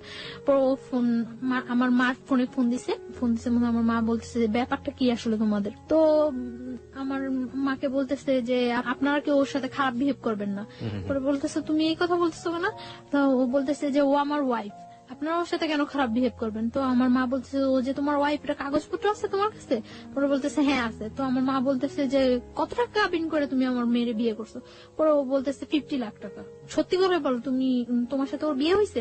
পরে বলতেছে হ্যাঁ, ওর আমার সাথে বিয়ে হয়েছে। আপনারা ওর ইচ্ছাগুলো আটকে রাখতে পারবেন না, আমি কিন্তু জোর করে হলে ওর কাগজপত্র দেখায় আইনের ব্যবস্থা নিয়ে ওরে নিয়ে আসবো। আমার জিজ্ঞাসা করছে মতো আমি বলতেছি হ্যাঁ হয়েছে। আস্তে আস্তে চুপচাপ হয়ে গেছে এবং চাইতেছে যে ওর সাথে ফেস টু ফেস দেখা করে কথা বলে ইয়ে করার জন্য। পরে রোজার ঈদের পরে আমি ঢাকা চলে আসছি। আমি আসার পরে আমরা সিলেট যাই ঘুরতে। ওর ফ্যামিলি থেকে জান না যে আমার নিয়ে সিলেট যায়, তখনও জান না যে কি হয়। তো আমি সিলেট থেকে আসার পরে এখন বলি যে তুমি তোমার বাসায় বলো যে আমার ফ্যামিলির সাথে কথা বলার জন্য। তো ওর বাসার কিছুতে এটা বলতে পারে না। আমি ওর বাসায়ও যাই, তখন ওর বাসায়ও যাতায়াত করি, ফ্যামিলির সবার সাথে আমার সাথে পরিচয় আছে। তো আমি একদিন ওর বাসায় যাই। বাসায় যাওয়ার পরে আমার সামনে ওর বোনের আমি সিরিয়াসলি বলি, বাট ও হাসতেছে। তো ওর বোন এটাও ততটা সিরিয়াসলি নেয় না। কিছুদিন পরে আমার আব্বু আম্মু ঢাকা আসে। আমার মার সাথে ফেস টু ফেস দেখা করার পরে আমার মা বলছে ওরা যে তুমি কি করতে চাও এখন? তো কি করে ও আমার বলে যে কাগজপত্র ইয়ে করে আমরা কাজী দিয়ে ইয়ে করি, রেজিস্ট্রেশন করি। আচ্ছা ঠিক আছে, ওকে। অগাস্টের 12 তারিখ আমরা বিয়ে করি। ও বলে যে 1 লাখ টাকা কাবিন করবো। তো আমি সেটাই রাজি হয়ে যাই, কারণ আমার মনের মধ্যে কোনো টাকাটা কোনো ফ্যাক্টই ছিল না। ও বলে যে 1 লাখ টাকা কাবিন করবো, আমি ওকে ডান 1 লাখ টাকা কাবিন। ওরা যেভাবে ইয়ে করছে, ওর ফ্রেন্ড নিয়ে গেছে, যেভাবে ইয়ে করছে ওইভাবে। তো বিয়ে করার পরে ও এখন আর আমার বাইরে রাখবো না, ওর বাসায় নিয়ে যাবে। তো আমি চাইছিলাম যে তখন কিছুদিন বাইরে থাকি এবং ওর সাথে আমি ব্যাপারটা শেয়ার করি, কিন্তু ও খুব তো জোর করে বাসা নিয়ে যাওয়ার জন্য ওর দুলাভাই ওরে বলে যে বিয়ে যখন করছো তখন বউ বাইরে রাখবা কেন। ওর বোন এর আগে আমার ফোন দেয়, বাসা যাওয়ার আগে ওর বোন আমার ফোন দেয়, ফোন দিয়ে বলে যে তুমি আইসো না বাসায়, তুমি আইসো না, ও কোনো কাজ করে না, তোমার কি খাওয়াইবো, তোমার খাওয়াইতে হইলে আমাকেই খাওয়াইতে হইব, তুমি এখন আইসো না। আমি তখন মনে মনে ফিল করতেছিলাম যে ও যদি কিছু নাও করতে পারে কখনো, আমি তো করতে পারবো। ও যদি কিছু নাও করে, আমি ওর মতো ওর ফ্যামিলিতে বিয়ার করা আমার পক্ষে কোনো ইয়ে হবে না, যেহেতু আমি ইয়েটা কন্টিনিউ করতেছি এবং আমার রেজাল্টটা এত ভালো, তো আমার এটা কোনো প্রবলেমই হবে না। তো ও নিতে আসে আমারে হোস্টেলের ওইখানে, তো আমি যাই ওর সাথে, বাসায় যাই। ওর বাসায় যাওয়ার পরে ওর মা কিছুতেই আমার সাথে ইয়ে করতেছে না। তারপর ওর বোন আসে, তো মোটামুটি ভাবে তো মাইনে নেয়। তখন ওর সাথে আমার থাকতে দেওয়া হয় না, আমি ওর মার কাছে থাকি, ওর রুমে থাকে। তো এটা ওর কাছে অনেক ইয়া লাগে যে আমি এই পাশে থাকি। ও বারে বারে আমার কাছে ডাকে, আমাকে রাতে 12টার দিকে ডাকে, তো আমি ওর রুমে যাই। ও ফুল সাউন্ডে গান ছাড়ে রুমের মধ্যে, ফুল সাউন্ডে গান ছাড়ার পর ও আমার সাথে কথা টথা বলে, তো অনেকক্ষণ ওই রুমে থাকি। থাকি কি হাজবেন্ড ওয়াইফ রিলেশন হয়। হ্যাঁ, তারপর আমি বলি যে মাকে মিন করবো, আমি চলে যাই। ও বলতেছে না তুমি এখানে ঘুমাও, প্রবলেম নাই। আমি বলছি না আমি চলে যাই। পরে আমি মানে মার রুমে চলে আসি, মার কাছে ঘুমাই। তো এভাবে 3 দিন চলে যায়। 3 দিন পরে ওই এলাকার লোকজন আস্তে আস্তে জানতে থাকে, মানে সবাই তখন যখন বউ দেখতে আসে সবাই আস্তে আস্তে এইভাবে, তো আস্তে আস্তে ওই এলাকার লোকজন জানতে পারে যে আমার সাথে ওর বিয়ে হয়েছে। তো এলাকার লোকজন বলে যে এই মেয়েটার আগে একটা বিয়ে হয়েছে, এরকম ইয়ে করে। মানে ওই বাসায় কেউ এটা খুব স্বাভাবিক ভাবে তো মানেই না, খুব অস্বাভাবিক হয়ে যায় সবাই, অস্বাভাবিক হয়ে যায়। তারপর আমি ওরে বলি যে তুমি কি চাও, তুমি আমার রাখতে চাও নাকি, রাখতে চাইলে চলো আমরা এখান থেকে অন্য কোথাও চলে যাই, সবকিছু সিচুয়েশন ঠিক হয়ে গেলে তারপর চলে আসবো। ওরা আমি এটা বলি, ও আমার ফুললি সাপোর্ট দেয়। আমি যে কোনো একটা কিছু করব বা সবাইকে আমি কিছু বলবো বা কোনো একটা, ও আমার সবসময় চাপায় রাখে এবং ওটা ফুললি সাপোর্ট দেয় যে না সবকিছু ঠিক হয়ে যাবে, সবকিছু ঠিক হয়ে যাবে। ওর উপরেই আমার 100% ভরসা থাকে। এভাবে ইয়া হইতেছে। আমার বাড়িতে ফোন করছে, ওর বোন দুলাভাই ফোন করছে। ফোন করে নাকি আমার বাড়িতে অনেক হুমকি টুমকি দিয়ে থ্রেট করে যে আমি এখানে আসছি, আমার যে কোনো একটা প্রবলেম করবো, আমার এসে নিয়ে যাওয়ার জন্য ইয়ে করে। তো আমার বাড়ি থেকে অনেক রিকোয়েস্ট করে যে ওর সাথে কিছু করে না, আমরা ওরে নিয়ে আসার ব্যবস্থা করতেছি, আমরা আসতেছি। তো আমার বাড়ি থেকে আমার ফ্যামিলি পার্সনরা আসে, আমার মা আসে। 20 সেপ্টেম্বর আমার বার্থডে, ওই দিন সন্ধ্যার পর।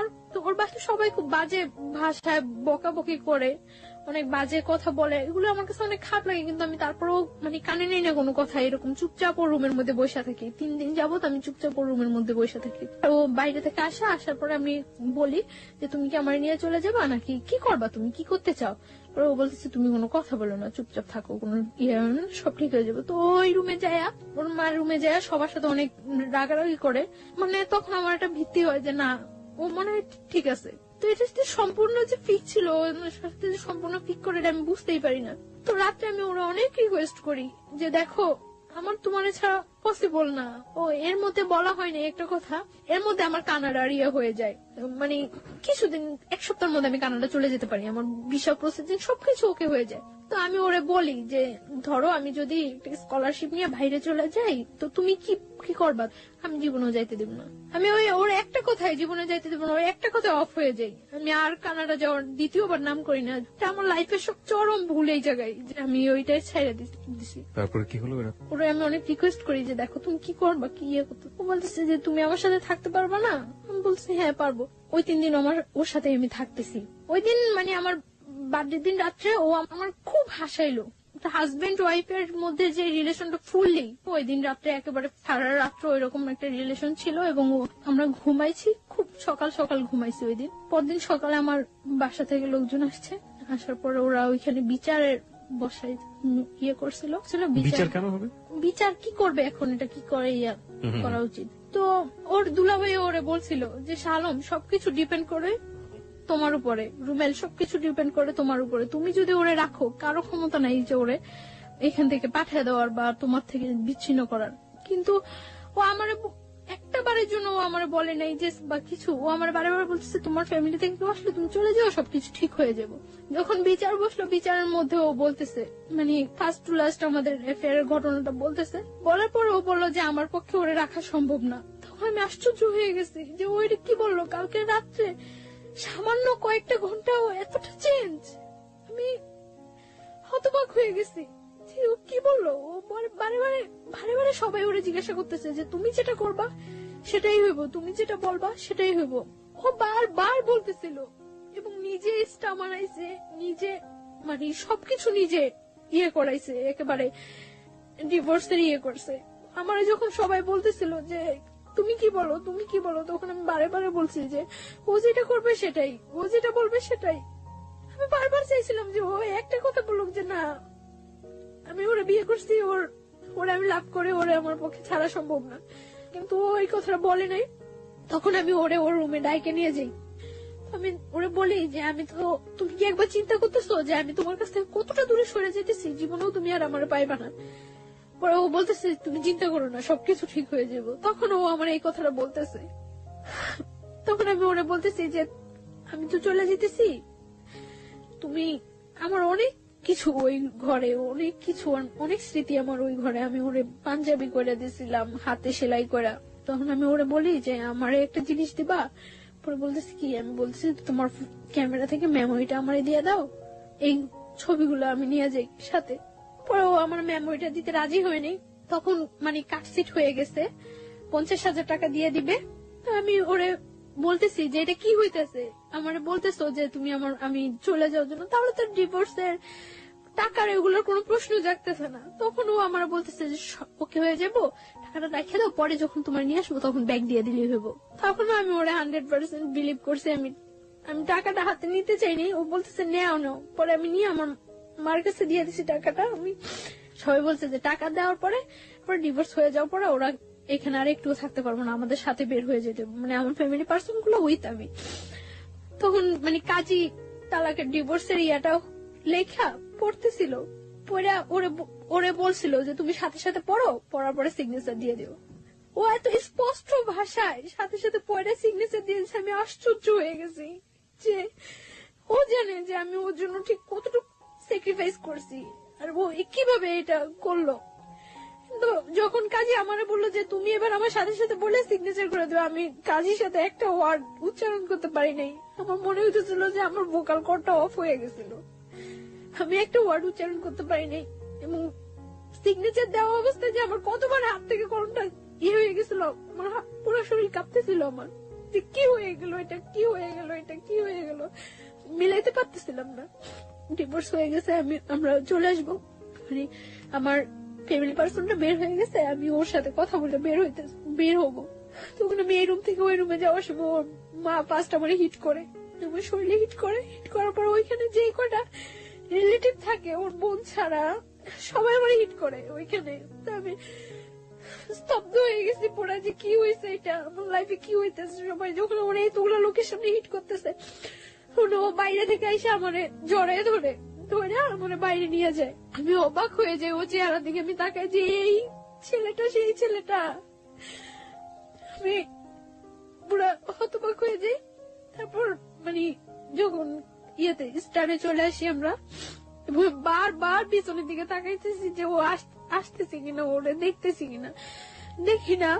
স্টানে আসার পরে ওরা আমাদের থেকে মানে 50,000 টাকা দিচ্ছে, ওইখান থেকে 10,000 টাকা ব্যাগ দিতে বলে ওই যে লোকগুলো ওইখানে ছিল তারা। আমার মা বলতেছে যে তাহলে সবটাই রেখে দেন, দিয়ে আর 50,000 টাকা দিচ্ছেন, যা বলছেন বিচারা আপনাদের সবকিছু মাইনে আমরা আমাদের নিয়ে যেতেছি। পরে মানে 5,000 টাকা ওইখানে দিয়ে 45,000 টাকা নিয়ে ক্যাব করে আমরা চলে আসতে নেই। আমি মানে যতক্ষণ পর্যন্ত ওই এলাকাটা দেখা গেছিল ততক্ষণ পর্যন্ত তাকিয়েছিলাম যে হয়তো ও একবার পিছনে আসবে, একবার আসবে, আসেনি ও। তারপর যখন আমরা চলে আসি, আসার পর ও আমার ফোন দিয়ে আমার বলে যে একটু কথা বলো আমার সাথে। আমি তখন ইয়ে করি যে আমি আর জীবনেও ওর সাথে কথা বলবো না। ও আমার বারে বারে রিকোয়েস্ট করে যে একটু কথা বলো আমার সাথে, একটু কথা বলো। অনেক কান্নাকাটি করতেছে, অনেক কান্নাকাটি করার পর আমি ওর সাথে কথা বলি, আমি ধরে রাখতে পারি না নিজেরে, আমি লুকায় লুকায় ওর সাথে কথা বলি। কথা বলার পর দিন যখন আমি বাড়িতে যাই, আমি প্রচুর অসুস্থ হয়ে যাই। আমি খবর পাই যে ও প্রচুর অসুস্থ হয়ে যায়, ওরা হসপিটালাইজ করতে হয়, আমার হসপিটালাইজ করে বাড়িতে। আমি একবার মেন্টালি সিক হয়ে যাই, পাগলের মতো হয়ে যাই। তো ইমিডিয়েট আমার হসপিটালাইজড করে আইসিইউতে নিয়ে যায়। আইসিইউতে যখন নিয়ে যায় তখন আমার বাবা বলতেছে যে মা তোর কাছে আমার অনুরোধ, তুই ওই ছেলের কথা আর চিন্তা করিস না। কিন্তু আমি পারি না, বারবার ওর কথা আমার মনে হয়, তখন আমার মনে হইতেছে আইসিইউতেও আমি মনে হয় সামনে ওরে দেখতেছি।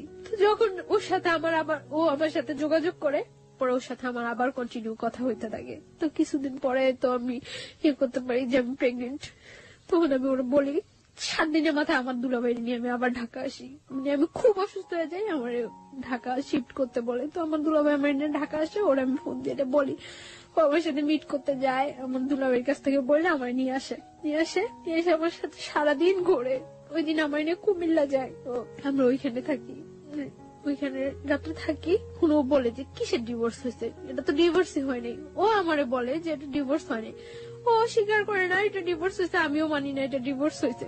আমরা দুইজনের মেলা, আমি ওরে হলুদ দেই, ও আমার হলুদ দেয়, এবং আমরা ওই দিন বাসর ঘরটা সাজাই সুন্দর করে রুমের মধ্যেই দুইজনে মিলেই ওইখানে আমরা করি। তারপর পরদিন আমি চলে আসার পরে আমার ডাক্তারটাকে দেখে বাড়িতে নিয়ে যায়। তখন আমার মানে যাওয়ার সময় ও আমার দুলাভাইয়ের সাথে কথা বলে। আমার মনে আছে ও ওই দিন কি পরিমাণ কান্না করে, ও আমার দুলাভাইয়ের কাছে হাত জোর করে রিকোয়েস্ট করে যে যাতে আমার কোনো কিছু না করে, ও আমার নিয়ে আসবো। অনলি কোরবানির ঈদ পর্যন্ত ও সময় চায় দুলাভাইয়ের কাছে, হাত জোর করে রিকোয়েস্ট করে। পরে আমার দুলাভাই তো কিছুতেই এটা আর করবো না। পরে যখন মানে দেখছি যে আমার ফ্যামিলি থেকে আর কোনো সাপোর্ট নাই ওর ইয়েতে, তখন আমি আরো সিক হয়ে যাই, একেবারে পাগলের মতো হয়ে যাই। বাসায় মেন্টালি এতটা হয়ে যায় যে আমি যে আমার নিজের ক্ষতি করতেছে ওইটাও আমি তখন ফিল করতেছি না। আমি যে কোনো ওর সম্বন্ধে আমি সব সময় ঘরে এক কোনায় একটা বদ্ধ ঘরের মধ্যে দরজা বন্ধ করে অন্ধকার ঘরের মধ্যে এক কোণে বসে থাকি, এবং কেউ কিছু বললেই আমি নিজের মাথা নিজের ওয়ালের সাথে করতেছি, হিট করতেছি নিজের মাথা, আমার মাথা ফুলে টুলে যায়। এবং আমি তখন ড্রাগ নেওয়া শুরু করি। বাসায় আমার ব্যাগে অনেকগুলো প্যাথেটিন নিয়ে যাই আমি যাওয়ার সময়। মানে আমি কিছুতেই ওর নামাইতে পারতেছি না। তারপর যখন দেখা গেছে যে আমি এরকম সিক হয়ে গেছি, একেবারে মেন্টালি এক কথা পাগল হয়ে গেছি, তখন আমার দুলাভাই বলে যে না, ওর উপরে আর কোনো টর্চার করার দরকার নেই, প্রেশার ক্রিয়েট করার দরকার নেই। যেহেতু ওই ছেলেও যাচ্ছে ওর সাথে সম্পর্ক রাখার জন্য, ওই ছেলে যদি না চাইতো তাহলে আমি ওর কোনো সাপোর্ট করতাম না। ছেলে যেহেতু নিজে আমার কাছে হাত জোর করে কাইটা অনুরোধ করছে, সো থাকুক, ওর মতো থাকতে দেন। ছেলে তো বলছে কোরবানি ঈদের পরে ওরে নিয়ে যাবো। তো এর মধ্যে তখন তো আমি ওর জানে আমি প্রেগনেন্ট, আমি ওরে বলি প্রেগনেন্ট। আমি আবার ঢাকা আসি ওর সাথে দেখা করার জন্য, আবার ঢাকা আসি, ওর সাথে দেখা হয়, কথা হয়। তো আমি ওই দিন বলি যে আমি আর বাড়িতে যাব না। তো ও বলে যে যতটা কষ্টই হোক তোমার কোরবানি ঈদ পর্যন্ত ওইখানে থাকতে হবে, ঈদের পরে আমি তোমার নিয়ে আসবো। আমার যাই হোক, যদি আমার ফ্যামিলি থেকে সাপোর্ট না করে আমি তোমার নিয়ে বাইরে থাকবো। তো এই কথা হয় ওর সাথে। তারপর এভাবে চলতে থাকে কোরবানি ঈদ পর্যন্ত। আমি ওর সাথে কন্টিনিউ কথাবার্তা বলি। এর মধ্যে আমার মাও মাঝে মাঝে ওর সাথে কথা বলে জিজ্ঞাসা করে যে তুমি কি করবা, কেন তুমি এইভাবে সম্পর্কটা আগে নিতেছো, যা হয়েছে ওইখানেই ফিনিশ করে দিতা। তো ও বলতেছে না মা, আমার পক্ষে ওরে করা সম্ভব না, আমি ওরে নিয়ে আসবো। তখন আমার মা ওরে বলতেছে তুমি ওরে নিয়ে আসবা, হয়তো দেখা যাচ্ছে 2-4 মাস তুমি ওরে নিয়ে থাকতেছো, তারপরে তোমার ফ্যামিলির কেউ তোমার করলো, তুমি তোমার ফ্যামিলির টানে চলে যাবে, আবার তখন ওর কি হইব। পরে বলতেছে না, কখনোই এরকম করবো না আমি আর। তো এইভাবে করতে থাকে। কোরবানি ঈদের পরে ও আমাদের বাড়িতে যায়। তখন তো 1 মান্থ ওভার হয়ে গেছে আমি প্রেগনেন্ট। হ্যাঁ, ও আমাদের বাড়িতে যায়। পরে আমি কেউ জানাই না বাড়িতে এই ব্যাপারটা যে আমি প্রেগনেন্ট। তখন আমার বাড়িতে যাওয়ার পরে যেভাবে একটা গেস্ট আসলে যা করা হয়, ঠিক ওর সাথে ওই ব্যাপারটাই খুব সুন্দর ব্যবহার করছে সবাই। সকালবেলা ব্রেকফাস্ট করতে দেওয়া হয়েছে, নাস্তা টাস্তা করতে দেওয়া হয়েছে। তো ওর জন্য পিঠা টিঠা অনেক কিছু করা হয়েছে। তারপরে ওরে মানে আমার দুলাভাই জিজ্ঞাসা করছে যে তুমি কি করতে চাও এখন, আমরা কি নতুন করে তোমাদের বিয়ের অ্যারেঞ্জ করবো, তোমার বাড়িতে জানাবো, তোমার বাসায় জানাবো তুমি যে এখানে আসছো, না কি করবো। ও বলতেছে না কিছু করে না, মানে আর অল্প কটা দিন সময় দেন, আমি ওরে নিয়ে যাবো। ভাইয়া বললো তাহলে তুমি এখানে থাকতে পারবে না, দেখো ওদের তো ভাইও নাই, এ বাসা থাকলে কে কি মিন করে, তাহলে বেটার হয় তুমি চলে যাও, তুমি যখন তোমার সময় হবে তখন তুমি আইসো। পরে সবার মন খারাপ হয়ে যায় যে কি বললো ছেলেটা, এতদিন পর্যন্ত ছেলেটা আমাদেরকে একটা কথা করে রাখছিল, এখন কি বললো। তারপর আমি ওরে জিজ্ঞাসা করি যে তুমি করো, তখন ও আমার বলতেছে যে আমার আর অল্প কটা কিছুদিনের সময় দাও। তারপর ও দুপুর বেলা যখন ও চলে আসে, ভাইয়া ওরে মানে আসার ভাড়াটা পর্যন্ত দিয়ে দেয়। মানে ওর সাথে এরকম ভদ্র আচরণ করছে যে ওর বাসায় যে আমাদের সাথে কি বিহেভটা হয়েছে ওরা কেউ ইয়ে করে নেই, সবাই শুধুমাত্র আমার দিকে তাকায়। তখন কিন্তু আমরা সবাই বলছিল, দেখো তুমি যে ছায়া, এখন যদি তুমি শক্ত হও তাহলে কিন্তু আমরা এখন কিছু করতে পারি। ওরা আটকে রেখে কিন্তু ওর বাড়িতে ফোন দিয়ে ইয়ে করতো। আমি বলছি ইম্পসিবল, ও তো বলে আসেনি যে ও আমরা বিয়ে করতে আসতেছে। তো আমি ওর সেফলি ওইখান থেকে যেভাবেই হোক সেফলি, যতটা ইয়া হয়েছে আমার উপরে হয়েছে, ব্লেম যা হয়েছে আমার উপরে হয়েছে, আমি ওরা সেফলি পাঠিয়ে দিছি। তখন আমি ওরা বলছি যে কি করবা। তো ও আসার পর 2-3 দিন খুব তোর জোর বাসা টাসা দেখতেছে, ও আমার নিয়ে আসবো। তো হঠাৎ করে একদিন বলতেছে যে আমার পক্ষে তো পসিবল না। কি বললা এটা? যেটা একবার ভেঙে গেছে যাইতো, তখন আমি পাগল হয়ে যেতাম, যা হয়ে যেতাম, তখন ইয়ে হয়ে যেত, আমার ফ্যামিলি আমার নিয়ে আসছে। এখন তুমি এটা কি বললা? পরে আবার বলতেছে যে না ঠিক আছে। তো এখন তো দিন যাইতেছে, আমার বাসায় জানাজানি হয়ে যায় যদি যে আমি প্রেগনেন্ট, তাহলে তো একটা প্রবলেম। হয়তো আমার বাসায় জানাজানি হয়ে গেলে ওর বিরুদ্ধে যে কোনো একটা অ্যাকশন নিবে, সেটা আমার মনের মধ্যে আরো একটা ভয় কাজ করতেছে। আমি আসলে অনেক বেশি থান্ডার্ড হয়ে গেছিলাম। আমার মনে হচ্ছে আমার লিসনাররা ভাববে যে আমি এখানে নাই। আমি ওর কান্নার শব্দ শুনে আসলে অনেক বেশি থান্ডার্ড হয়ে গেছে, আমার নিজের চোখে পানি চলে আসছে, আমি আসলে কথা বলতে পারছিলাম না। গল্পের একেবারে শেষের দিকে আমরা চলে এসেছি। আমি কিছু কোশ্চেন আপনাকে করতে চাই। প্রথম প্রশ্নটা হচ্ছে, আপনি কয় মাসের প্রেগনেন্ট এই মুহূর্তে? 4 months। 4 month। মানে what's your decision about your baby? আমি আমার বেবিটা রাখতে চাই, by at any cost. Any কষ্ট। যদি আপনার হাজবেন্ড ডিভোর্স দিয়ে দিয়েছে এবং ওটাই যদি বলবৎ থাকে, তাহলেও কি আপনি আপনার বেবিটা রাখতে চান? তাহলে কিভাবে সম্ভব? ওকে। ও আচ্ছা। আর আরেকটা যেটা, সেটা হচ্ছে যে আপনার প্রথম হাজবেন্ড আর পরবর্তীতে যোগাযোগ করেনি? না, ওর সাথে পরবর্তীতে ও আর কোনো ইয়ে যোগাযোগ করেনি, কোনো কিছু ইয়ে হয়নি। আর ওর সাথে ও কি ডিভোর্স দিয়ে দিয়েছে? হ্যাঁ, ওর সাথে আমার ফ্যামিলি থেকে Divorce কার্ড সিট, হ্যাঁ যখন ফার্স্টলি আমার বাড়িতে নিয়ে যায় তখনই ওর সাথে ডিভোর্স হয়ে কার্ড গেছে। সিট করে ওকে। দিয়েছে। সেকেন্ড হাজবেন্ড যে ছিল, তার সাথে এখন বর্তমান কতদিন যাবত আপনার যোগাযোগ হয়নি? এখন এই শুক্রবার থেকে হচ্ছে না। লাস্ট এর মধ্যে আমি যখন আপনাদের কাছে ফোন করছিলাম তার কিছুদিন গ্যাপ ছিল, তারপর ও আবার আমার কাছ থেকে 1 সপ্তাহ সময় নিছিল। ওর অবস্থা হচ্ছে কখনো ফ্যামিলির কাছ থেকে ও মোটিভেট হচ্ছে, কখনো আপনার কাছ থেকে। ও আসলে সিদ্ধান্ত নিতে পারছে না সিদ্ধান্ত নিতে পারতেছে না যে ও আসলে কি করবে। হ্যাঁ, এবং ও এখন খুব প্রচুর অ্যাডিক্টেড হয়ে গেছে, সারা দিন রাত নেশা করে এবং এই অবস্থায় থাকে। আপনি যে বলছিলেন যে আপনি মাঝখানে ড্রাগ নিচ্ছিলেন, আপনি কি এখন সেই ড্রাগটা নিচ্ছেন? মানে আমি যখন ঢাকা চলে আসছি তখন থেকে আমি আর ড্রাগ নিচ্ছি না, কারণ আমার এখন ড্রাগ নিলে তো এটা আমার বেবিটার উপরও। আমি এই গল্পটা শোনার পরে আমার কাছে মনে হয়েছে যে আমাদের এই যে নিষ্পাপ দুটো প্রাণ, বা এই যে আজকে ছায়া যে জায়গাটায় দাঁড়িয়ে আছে, সেই ভুলের গুলোর জন্য আসলে কারা দায়ী? প্রথমত তার ফ্যামিলি, এবং দ্বিতীয়ত হচ্ছে যে ছেলেটা বিয়ে করলো তার ফ্যামিলি। লাস্ট আমি আর একটু শেষ করতে চাই। জি প্লিজ। যেদিন আমি ঢাকা আসছি ওই দিন ও আমার ভোরবেলা আনতে গেছে, আনার পরে ভোরবেলা আনিয়ে আমার একটা হোটেলে উঠছে, উঠার পরে 1টা পর্যন্ত আমরা হোটেলে ছিলাম। তখন ওর সাথে আমার সাথে হাজবেন্ড ওয়াইফ রিলেশন কন্টিনিউ হচ্ছে, কারণ ও বিলিভ করে না ওর সাথে আমার ডিভোর্স হয়েছে, আমিও বিলিভ করি না। আর তাছাড়া তো আমি তো প্রেগনেন্ট। তারপরে আমার একটা জব নিছি আমি হসপিটালে, ওইখানে বাসা টাসা নিয়ে উঠছি। তো ওইখানে যাতায়াত করে যাচ্ছে আসছে ইয়ে করছে এইভাবে। এখন তো 3 মাস ওভার হয়ে গেছে। তো আমি বললাম যে এইভাবে তো হচ্ছে না, কারণ আমাদের মধ্যে আরেকটা লাইফ আছে, আরেকটা জীবন বাড়তেছে।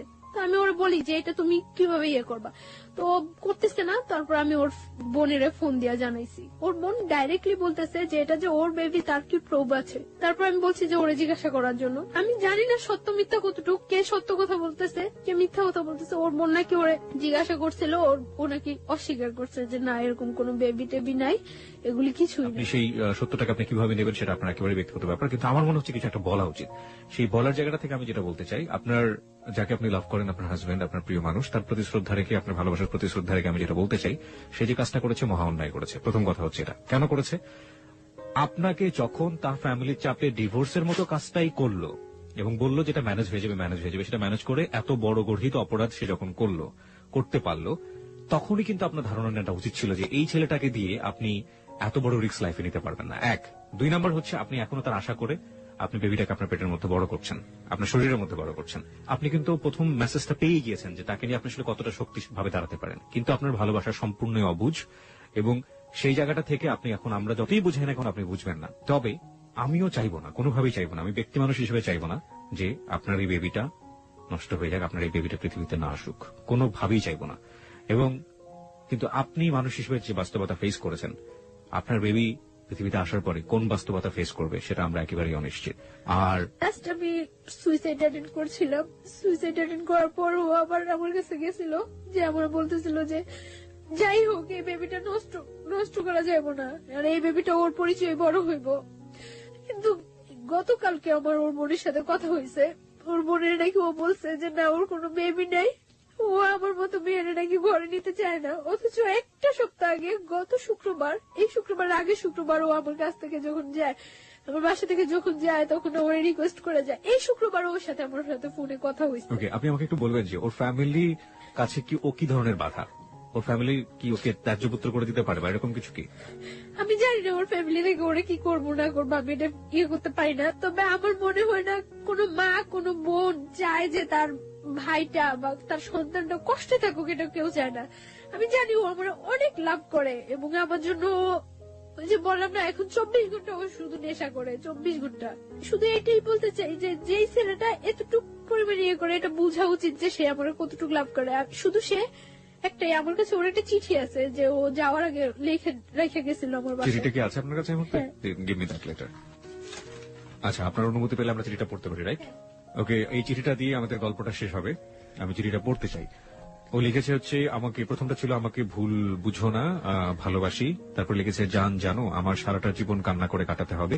আমি জানি যা করছি সব ভুল, কিন্তু আমি কি করব? মা বোন পাড়া প্রতিবেশী একদিকে, তুমি একদিকে, কি করব জানি না। আমার কপালে হয়তো লেখা ছিল সারা জীবন তুমি আমার থাকবে, কিন্তু সেটা আর হলো না। আল্লাহ যা করে ভালোর জন্য করে, ভালো থাকবা, ঠিকমতো চলাফেরা করবা, নিজের যত্ন নিবা। আর আমি নেশা করতে করতে হয়তো কোনো রাস্তা বা মেডিকেলে থাকবো মৃত বা জীবিত। এটাই আমার জীবন। চোখের পানি আটকাতে পারিনি, তাই তোমার